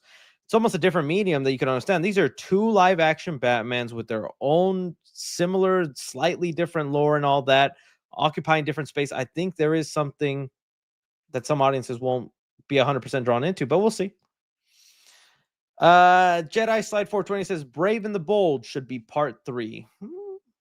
We'll see. We'll see, my friend. Mr. Odes Fu says, I'm seeing Superman on Tuesday and I'm tweaking for it. Literally been dreaming of the movie. Only soup movie I've ever liked was the Christopher Reeve movie. Yeah, I don't blame you, buddy. I don't blame you. They Elliot says, yes, please. I've always wanted to see red carpet event, what happens during it and what the after party is like. Thanks, Chris. Okay, yeah. I'm thinking that's going to be my... Don't think of it as a really crazy, super goofy vlog. I think it's going to be more of like just an informative kind of fun vlog. Well, I'll try to keep it fun, but don't expect me to get on the red carpet and gritty, because if I do that, they'll never invite me to anything, because they even say on the invitation, reminder, please be respectful and don't... You're representing... And so I don't want to ruin the chance of maybe brought in. I can give a negative review and they'd still bring me back. But if I go on the red carpet and do like a, I don't know, prank channel type thing, they ain't gonna bring me back. Key Wizzy sends in some love. Thank you so much. Elliot says, wait, King Julian is Mephisto. I've missed a lot since the MCU thing. I saw Guardians of the Galaxy 3. Now there's a Mephisto in here. Very random. Very random. Key Wizzy says, any chance you're hitting New York Comic Con? Nicholas Holt, maybe. It's because New York Comic Con is usually in October, and you know that's Spook Your Mama month, and that's usually one of my busiest months, so it's kind of hard to leave my desk and go do that. When Mr. Oldest Fool says, went to Barnes & Noble last week, picked up All-Star Superman, Kingdom Come, and more prequel novels. All-Star, I'm enjoying. First ever comic Superman. I can't wait for you to read Kingdom Come, because I was like, how come I've never read this? This was amazing. Abraham says, 3C Films, will Spider-Man and Punisher join New Avengers? Spider-Man will. I don't know if Punisher so much, but even if he does help out, doesn't make him an Avenger. It just makes him a helper. Evan Chan says, hey, Chris, wondering if you watched F1. If so, what are your opinions on the movie? By the way, my brother and I love watching you. I really want to see it. You guys seem to love it, and I hear nothing but great things. I just haven't had the time to. I do want to see it, though. I do have an interest in it. Taffer says, do you think Daredevil Born Again would have a bigger audience on Netflix? Was it being on Disney Plus that made it less popular? Honestly, it's the thing Kevin Feige feared. And I do think it unfortunately came to fruition. Although it's awesome for us fans that it's a continuation of the Daredevil we knew from 3 seasons, to other people, it's a show you need to watch 3 seasons of to start watching the new show. Now, I know there's going to be those fans arguing, well, I think you could go in blind, or it doesn't really rely. Sure. But at the end of the day, it was still season 4 of a show. And I think it is a lot to ask of an audience to watch 3 seasons of 10 episodes, 1 hour each. So 10 hours each season to then go into Born Again. And some people just weren't wanting to do that. I unfortunately think that's kind of what it was. And that, plus a lot of people like me going, Marvel on Disney Plus isn't that great sometimes. Why would I spend my time watching it? Yeah, because I was a bum to see how the numbers were, and I don't think we're getting very many Daredevil Born Again seasons. I think season 2 will happen, depending on those ratings. I don't know if we get season 3 or not. We'll see. Old S Fu says, would love a red carpet vlog. Can we please get a spoiler live stream for Superman? Superman might put me... Oh, yeah. I think you're getting a spoiler live stream on that Sunday, the movie, after the movie comes out. And I'll be wearing this. Hopefully for not 5 hours, though. Joe Kroll says, hi, 3C. Like Jurassic World Rebirth. Good movie. 8 out of 10. One of us. I don't know if I'd go 8 out of 10, but I did like it, too. Oldest Fu says, watching Spider-Man 2.1 theaters later this year. Also, Shrek 1 coming back to theaters. Maybe I'll see Shrek 1. I'm just not a big fan of Spider-Man 2.1. It's just a lot of like scenes that I actually don't feel are that necessary and make the movie slightly sillier. But I mean, it's more Spider-Man, right? So why not? Superman's real weakness, not watching 3C films. Late Night says, just finished watching Squid Game season 3. What are your thoughts? Wasn't it kind of weird? The whole story suddenly revolved around a baby. The baby part was definitely so odd to me. I was not happy with the way it ended. In fact, you can look up what the creator said the original ending was supposed to be. And that would have been so much better. That would have been at least semi-satisfying to all the pain and hurt season 3 put us through. I still like Squid Games as a whole as a show. Last 2 seasons were... Man, I don't know. It was kind of a bummer to watch. I do give my thoughts, though, on the last live stream, and you can get to the timestamp of that if you want to hear more of my thoughts. Abitro says y'all be yapping the same BS how phase 4 and 5 are mid, but y'all did keep saying the same BS since phase 1 and 2. I don't know about that. I'll doubt you'll find anyone saying phase 1 was mid or bad. I'm sure there was complaints about some of the things in the MCU. I think the number one complaint in the early days of the MCU were the villains were always kind of lackluster, but the movies were still enjoyed. Phase 2, I think, was still enjoyed, and although Avengers: Age of Ultron got some like kind of flack back in the day, I think Avengers: Ultron is underrated. I don't see no one hating on Phase 3 because that led us into into Endgame and Infinity War, and it slid us in there pretty well. But I don't know, man. Maybe you're reading different Reddit forums than I am. Logan, 3C lore on singing or being in a school play. I was only in a school play when I was like in second grade, and I was the big bad wolf in the play. I played the big bad wolf, and I blew that house down. I remember feeling like a celebrity, like a star, thinking, this is my step into acting. I'm going to kill it. These people will love me. Good times. Good times. Never singing, though. 8 Point sends in $1.99. Thank you so much.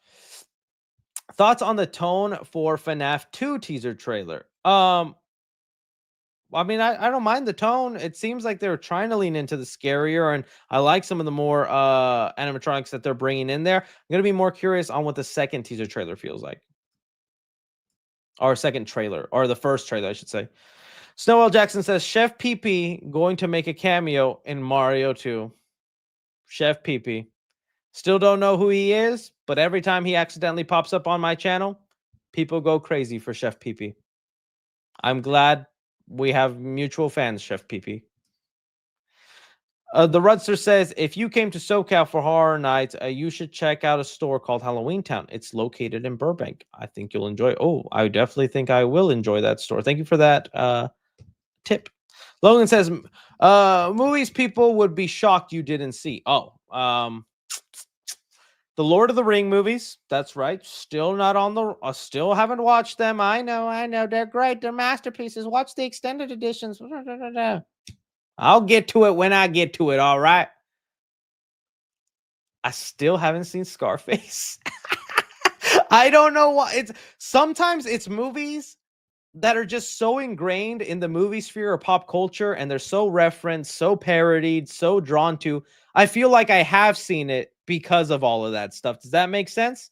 And Scarface is one of those movies where it's like, I haven't seen it, but I feel like I have with all the other references and things people pull up from other movies. But yeah, I do want to see that though. I do want to see that. I'm trying to think of what's another movie that's like, oh, they'd be mad if I didn't see that.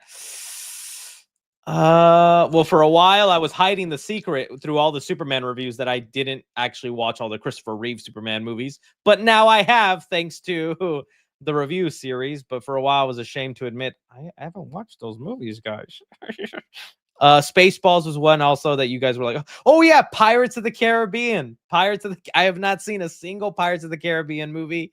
I have no interest in pirates and whatnot, so I didn't think I'd like them. And even my lady gets on to me about that. She's like, we need to watch those. Those are good movies. Yappity yap yap, my lady. Yappity yap yap. So I do need to watch that. I know. Someone said, what? Hell no. Oh, hell no. Oh, come on, man. I hear the pirate movies are good. Those will probably be films I will like if I do. I know, man. Leave me alone.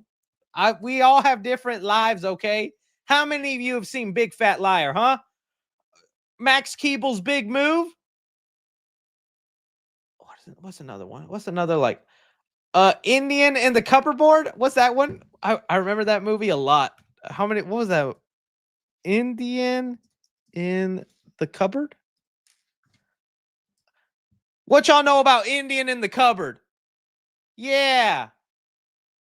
So don't tell me nothing about no Pirates of the Caribbean. I've seen Back to the Future, but if you haven't seen it, then get to watching that, buddy, because you're in. I'm jealous that you get to watch that for the first time. I'm trying to see if there's any other ones that I've maybe mentioned, and I just was never. I can't think of anything else. That's about it. I know Jungle to Jungle. Oh, that is one. Someone just said one. I've never seen Kill Bill. I think there's a good amount of Quentin Tarantino movies I've just never seen.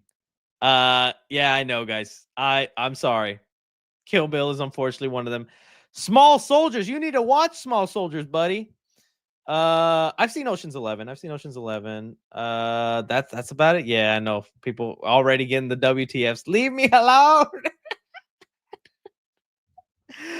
Unk WTF. I know, man. I'm sorry. All right. Well, what do you know about Joe Dirt? For every good movie I haven't seen, I'm gonna bring up some sloppy random movie. I love Joe Dirt. I still haven't seen Joe Dirt 2 because I think that movie looks like crap. And I don't want it to ruin the love I have for Joe Dirt. What y'all know about Without a Paddle? I'm not gonna lie to you. For the longest time when I was a kid, this is not a joke. This is not me being funny. Without a Paddle was like my favorite movie of all time. I watched this movie back to back. Like for 3 days in a row. One day I put it on, next day I put it on, and the next day I put it on. I don't know why. I loved Without a Paddle, and it's such a random kind of just okay movie to for some reason obsess over. I did like Road Trip. Yeah, what'd you know about Road Trip? I like Road Trip. Oh, sorry, Road Trip movie. All these like random nothing movies. Yeah, I liked Road Trip. I thought that one was a fun movie. Raunchy early 2000s movie. Yeah.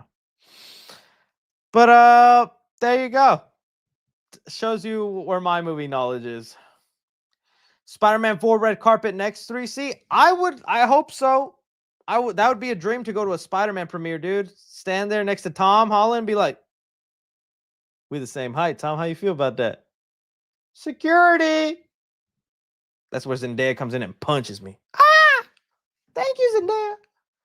Matthew Sanchez says, what a wonderful day to be Maw fan. We're getting a sequel, then a part 3, a Maw-verse Black Phone movie, spin-off, and the popcorn bucket. You joke, but I think Maw with it doing a sequel could definitely get a popcorn bucket. Don't let me drink alone. Don't let me drink alone. Wizard Power 700. My stupid Jurassic Park pitch is zombie dinosaurs. I could see it happen. Felix the Fandom, you think MGM and Amazon would bring back Child's Play remake sequels since Megan 2 flopped? Would be a good time for them right now. No, if anything, that's bad. Studios don't see, oh, that movie that is similar to my movie flopped. My movie's gonna make money then. No, they see that movie that is similar to my movie flopped, so that means my movie would flop. So if anything, Megan 2 flopping is another sign that we're not getting a Child's Play remake sequel for a very long time, because it shows there's no appetite for killer doll movies that are robots like that. Now, if Megan was making buckets and doing all this crazy money, well, the studio would be like, dang, I want some of that. Let's revive Chucky. Laflaf says, I don't want an OG Chucky continuity to end with a cliffhanger. Best thing to do is a final film trilogy to wrap up everything that's been. That would be cool to get like a wrap-up trilogy. I'd be down for that. Mark Jones wants to make a new Leprechaun movie. Yeah, the director of Leprechaun. I've seen that, but also Mark Jones hasn't really done anything to like warrant that. So it just sounds like director wants job. No offense to him, because I like his Leprechaun movie, but doesn't just because he wants a new one to happen don't mean it's gonna happen. ELJ says 28 inches later, that alpha packing. I'm telling you, man. I was watching that movie going, whoa, oh shit, almost got me. Ah, oh. Retro Lover 03 says, please donate Real Outreach on GoFundMe. What do they do? What is Real Outreach? If those are the people that do the kids screenings so they could watch movies, I support it. Yes, go support them. Real Outreach. You're right. They actually do those screenings in Dallas, I believe. So I get to see these kids actually sometimes in different screenings. Yeah, I saw them for the Jurassic for Godzilla X Kong New Empire, and what was this movie? Oh, I don't think I was there for that movie. But yeah, it's an organization where they have underprivileged kids get money so they can go to the theater, have popcorn, and watch movies. I support them. So yeah, definitely. Peyton Rourke says, I am starting a YouTube channel doing movie reviews, rankings, and news. You're a huge inspiration. I've been watching you since 2019. Any tips for starting my channel? It's going to be hard if you're just doing long form. Still definitely do it, and that is the goal. But I would say utilize YouTube Shorts with the hope to reel in people into your longer form content. So use YouTube Shorts because they'll find you your audience. Julio Perales, and always get to the point. Invest in a decent mic before a decent camera. Audio over video every time, and always get to the point. Don't be going all right, guys, so today we're gonna goon. Don't be a gooner. Julia Perales says it's too late for the Other Guy sequel. Dude, I would love an Other Guy sequel. That movie, me and my friend quote that movie all the time. I wish they would do it. It could maybe one day happen, but I doubt it. Will Ferrell was so funny in that movie. Jimmy's bitches were Jimmy's.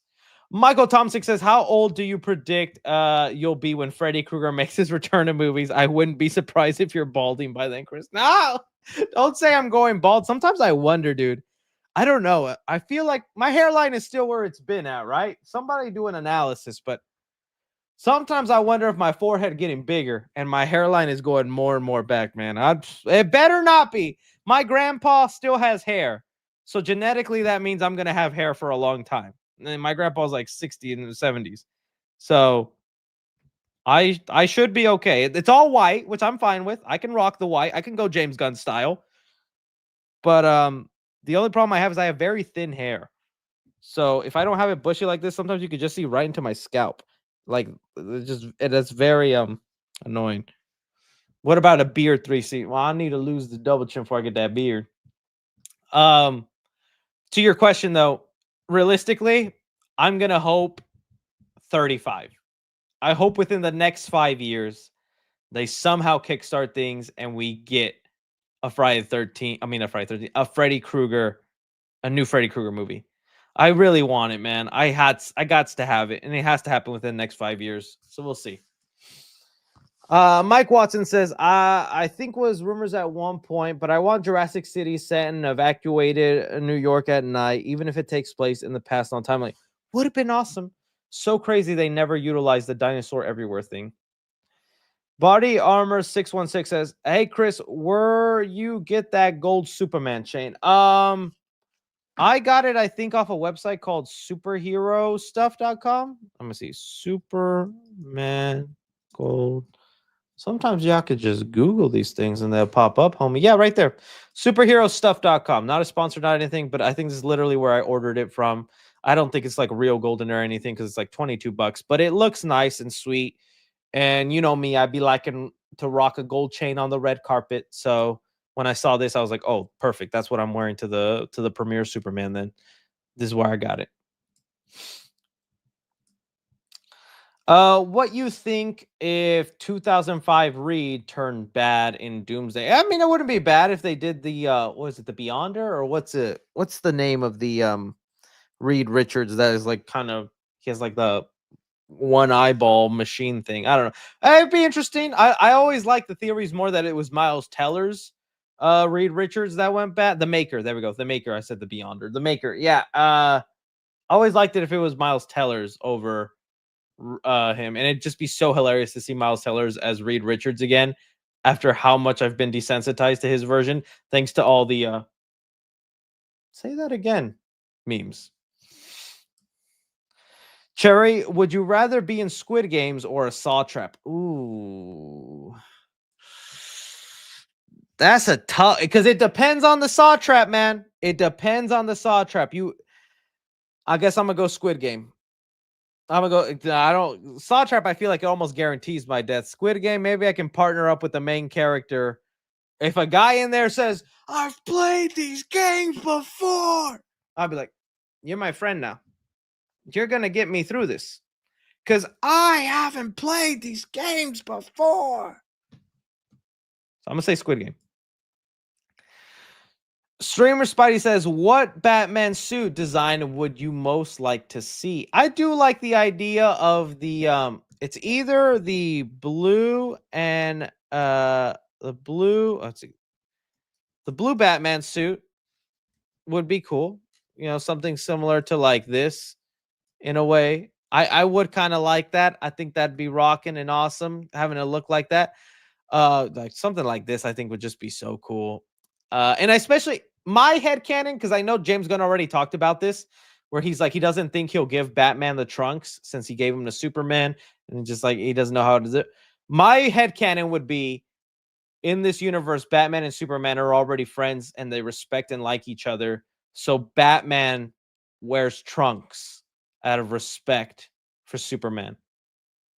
Does that make sense? Is that okay? I don't know. That'd be my kind of thinking. If not that, it's the I don't know. It's I don't know what comic it was, but is it Batman? I know which I'm trying to look for it. It's one where he has yellow, but it's more outlining the bat. There we go. This one. What Batman is this one from? It's not the New 52, is it? It's this Batman suit I think could work. I like the idea of like kind of the yellow outlining and all that. Which Batman is this one from? Is it Court of Owls Batman or where's that Batman from? You guys, is it Rebirth? Batman? Yeah, that's the one. I don't know. I kind of feel like this could work. This could work as the Batman Brave and the Bold suit. I don't know. I feel it'd be kind of cool. I don't know if I'd give the purple cape on the back, but I would definitely do the thing where when light hits it, it kind of has like a purple sheen to it. You know what I mean? Kind of like that. But yeah, I feel like this could be the Brave and the Bold suit. This is kind of a lot. Well, I would hope James would do something better. It feels like the Batflick suit kind of combined in there, though. We'll see where we go. Dylan says, "Hey, 3C, big fan. Have you seen the Deadpool VR game trailer? I hope one day they can make one like Spider-Man Insomniac style. That would be cool." Yeah, I have seen it with Neil Patrick Harris as the voice. If I could, I'll play it. I'll play it. See if I can get something for you guys in the channel. Ruben Padilla says, "Are you worried about the new DCU dad Batman tone?" No, because I knew they were going to go fantastical, so they would throw in supernatural elements. He'd have a Robin, all that. So I was kind of afraid they'd maybe go campier, especially seeing David Cornsweet Superman and James Gunn embracing the silly tone. But James Gunn specifically said he doesn't want campy. He doesn't want silly for Batman. So that excites me. It feels like he wants to go almost for like Arkham Batman, the video game style kind of Batman. I would love that. I would love that so much. Kobe says Snyder fans got to be one of the worst fan base in recent years, nonstop complaining. Yeah, that's true. But I mean, a lot of fan bases, even some of the Jurassic Park fan base has been a little not being able to take any criticism on a movie. You can say you like it, but then when you bring up criticisms, they'll still scold you and be so rude to you. But every fan base has their bad ones. For the longest time, it was the Star Wars fans. Now it's the Snyder fans. We'll see what's the next fan base. Sometimes the FNAF fans can be a little scary too, let me tell you. Let me tell you.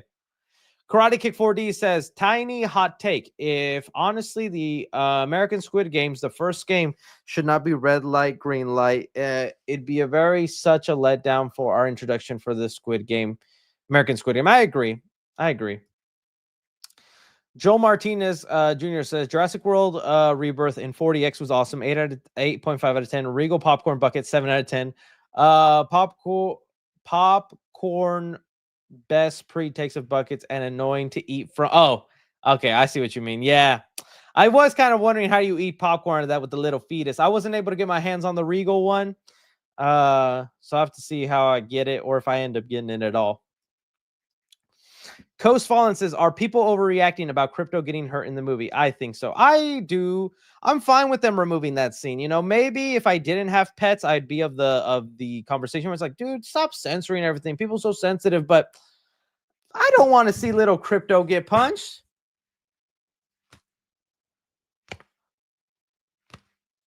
How does that make you feel?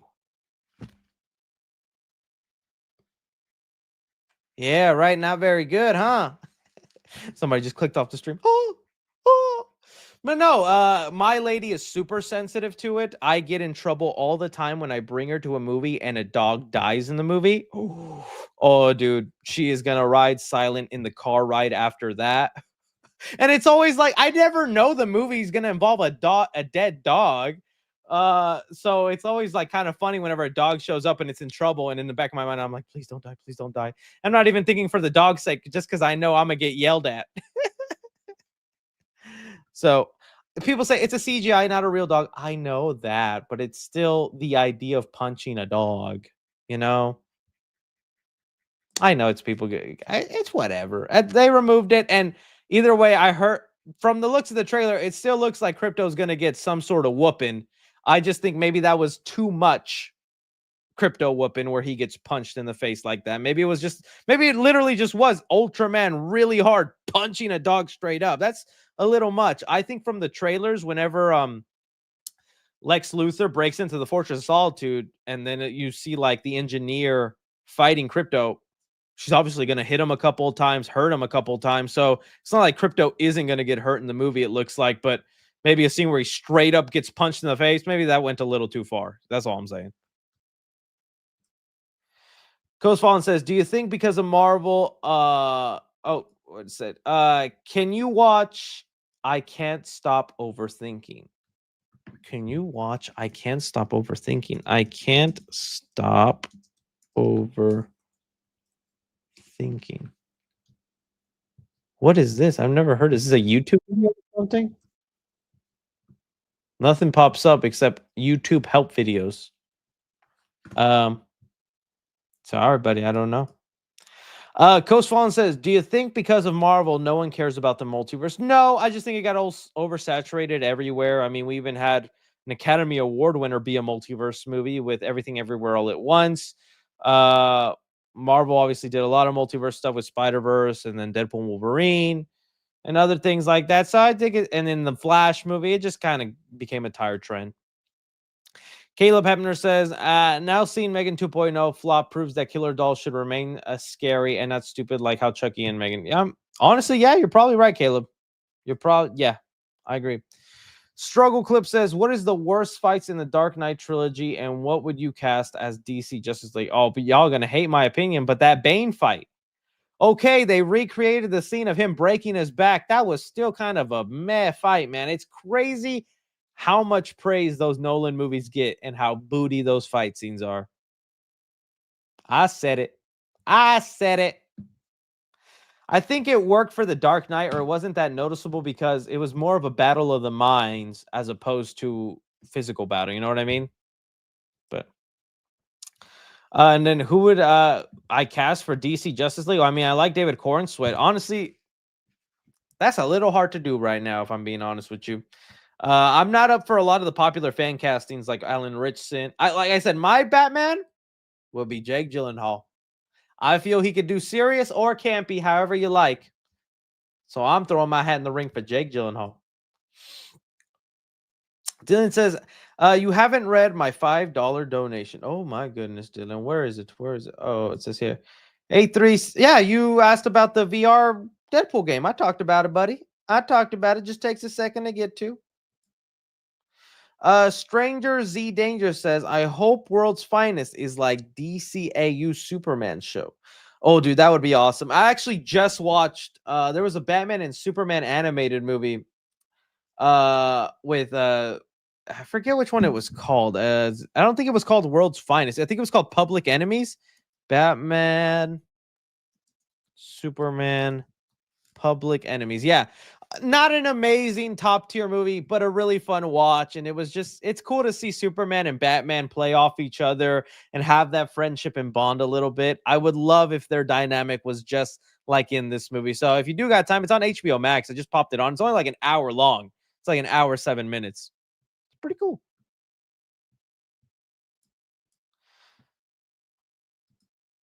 Let's see here. Thoughts on K-pop Demon Hunters and Wong in Weapons. Well, I want to see Wong in Weapons. Still have not seen K-pop Demon Hunters, but I hear people really like that movie, so I do want to give it a shot, even though I thought it looked kind of ridiculous. But I'll give it a shot.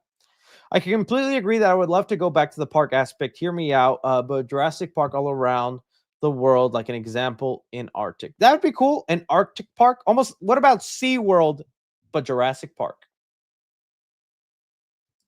I'm cooking. Do you think we'll get any hints to Clark Kent's childhood and classic villains? I hope classic villains. I would love hint to classic villains. I would like some Clark Kent childhood stories from Ma and Pa Kent, which I do think we're going to get since they were in the movie. Any new Purge movies coming out? Not as of right now. I do think the last Purge was kind of like the last Purge movie for right now. If we do, it might be a reboot or a reset. I think they were trying to do a Purge movie where it's like Purge 24/7 and the world's gone apocalyptic, but that would be a very expensive Purge movie. And I just don't know if Blumhouse wants to pull the trigger on that.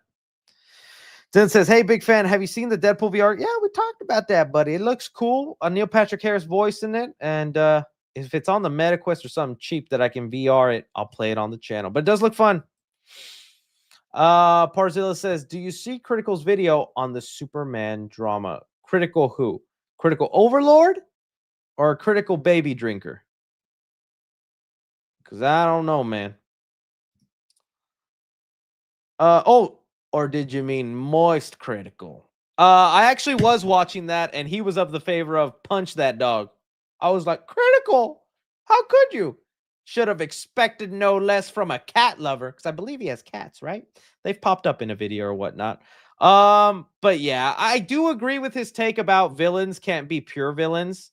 That they have to like always, it's almost kind of like what they did with Chucky, which I guess I understand. He does have the gay child or the transgender child that they have now with Glenn. So that in the Chucky TV series, they're like, I have a child, gender fluid. But I'm also like, yeah, but you try to kill that child, Chucky. Just because you have that child doesn't mean you're tolerant or that you're a ally. It means something to some people, and that is great for them. But I do get what he means, that sometimes it's like, man, I just wish these villains would be straight up villains without having to censoring them. But I think there was a nuance to it. It's not even about censoring the villain or making him more friendly. It's just about, to some people, that turns them off, seeing a dog get punched. And you also can't say James Gunn is soft to that when look at what he did with Guardians 3. That was a pretty big animal cruelty movie that made me sob like a baby. So, I don't know. But, hey, I like Moist Critical. He's got fun opinions.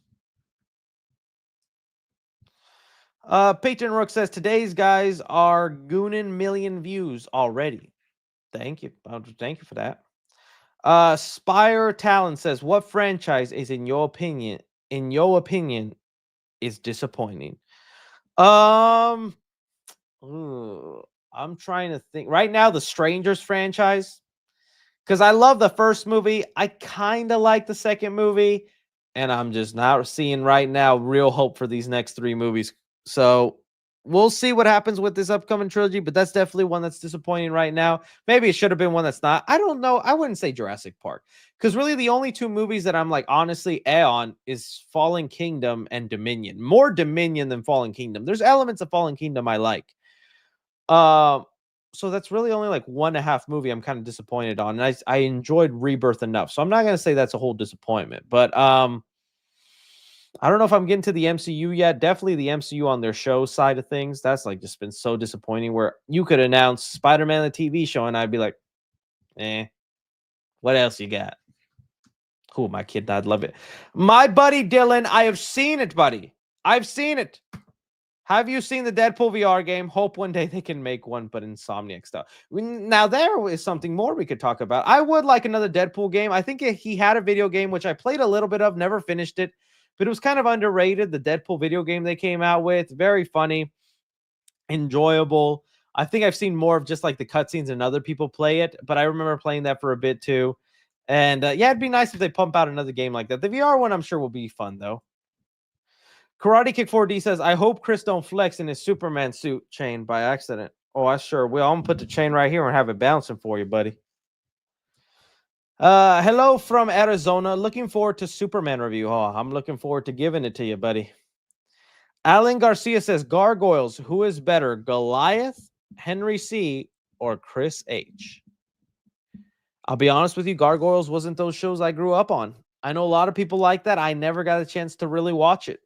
I feel like I would like it, and I always hear there's like talk about a live-action Gargoyles movie. I hope it happens. But sorry, I'm not knowledgeable enough to answer. Please forgive me, Alan. Buff Monk says, hey, Chris, been a fan since after Spider-Man Far From Home, and I'm wondering, what is your ideal Marvel universe after Avengers Secret Wars? I guess the focus on the X-Men, do more stories there. I guess less focus on the team up and more just standalone movies. You can still have interconnected stuff or things that impact one another, but I think more standalone stories is honestly what I'm looking for. But it's the X-Men side that I'm more excited about in the Marvel universe. And thank you for being a fan. Soul says, would you have liked to see 2005 Doctor Doom fight RDJ? All respect to him because he's passed away now, and that was a Doctor Doom I enjoyed when I was a kid, but not so much. I'd rather just see what RDJ's Doctor Doom would be like now. But it would have been nice if he's brought up like as a multiverse version, a henchman of his or something, working with RDJ. Elliot says, what Batman villain that haven't appeared in live action would you want? Ooh. I was going to say Killer Croc, but he did show up in Suicide Squad, but not against Batman. Clayface live action is definitely one I want to see. I know they're about to do that, but it's a solo movie. Azrael would have been kind of cool, but maybe hard to do. Trying to think of another really interesting one. Someone said Kite Man, Mad Hatter. Calendar Man would be kind of interesting because I think there could be something there. Calendar Man. The Phantasm, yes, but isn't the Phantasm just Joker? Unless they've changed that origin or updated him in a way that I'm not aware of. Firefly, yes, he was supposed to be in Batgirl. Man-Bat, yeah, I don't know if I want Hush, though. Professor Pig, yes. Professor Pig would be cool. And a more serious Mr. Freeze, yeah. Logan says Reddit. I'll check it for 2 seconds, buddy. If it ain't nothing good, I'm leaving. The prankster going to be the big villain in the next Superman movie. Oh, no, not the prankster. Leaked Smash Bros. Concept art. Okay. Leaked Lilo and Stitch. What the heck? Ruben, you buffed up. Smurfs killed Steve Jobs. Thanks for reading my super chat. One of my favorite super chats ever. Anyways, here's your edit. I don't see an edit.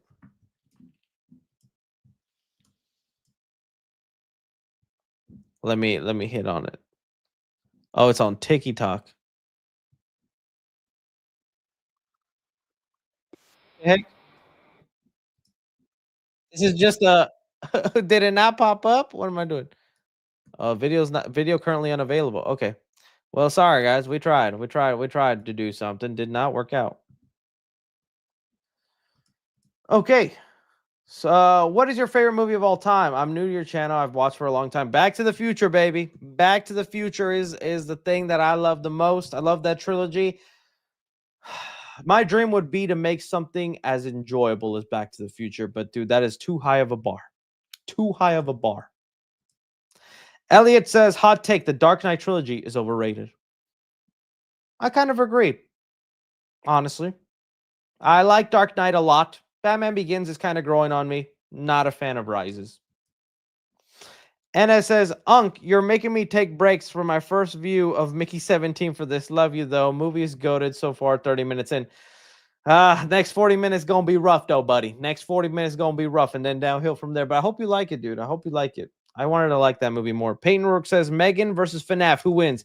In my honest opinion, FNAF wipes her in 5 seconds. In my honest opinion, Megan wiped her in 5 seconds. How y'all like that? They building forts. Megan will dance off them. No, probably the animatronics could probably win. MRV says, I think the MCU handles the multiverse saga poorly. Still think they are taking too long to introduce Dr. Doom as the big main villain. Well, now it's definitely too late. We're getting Fantastic Four, and I don't think they're introducing Doom, at least not heavily in that. They might have him in a post-credit scene or something, but ain't no way they're going to fit him in this one last movie.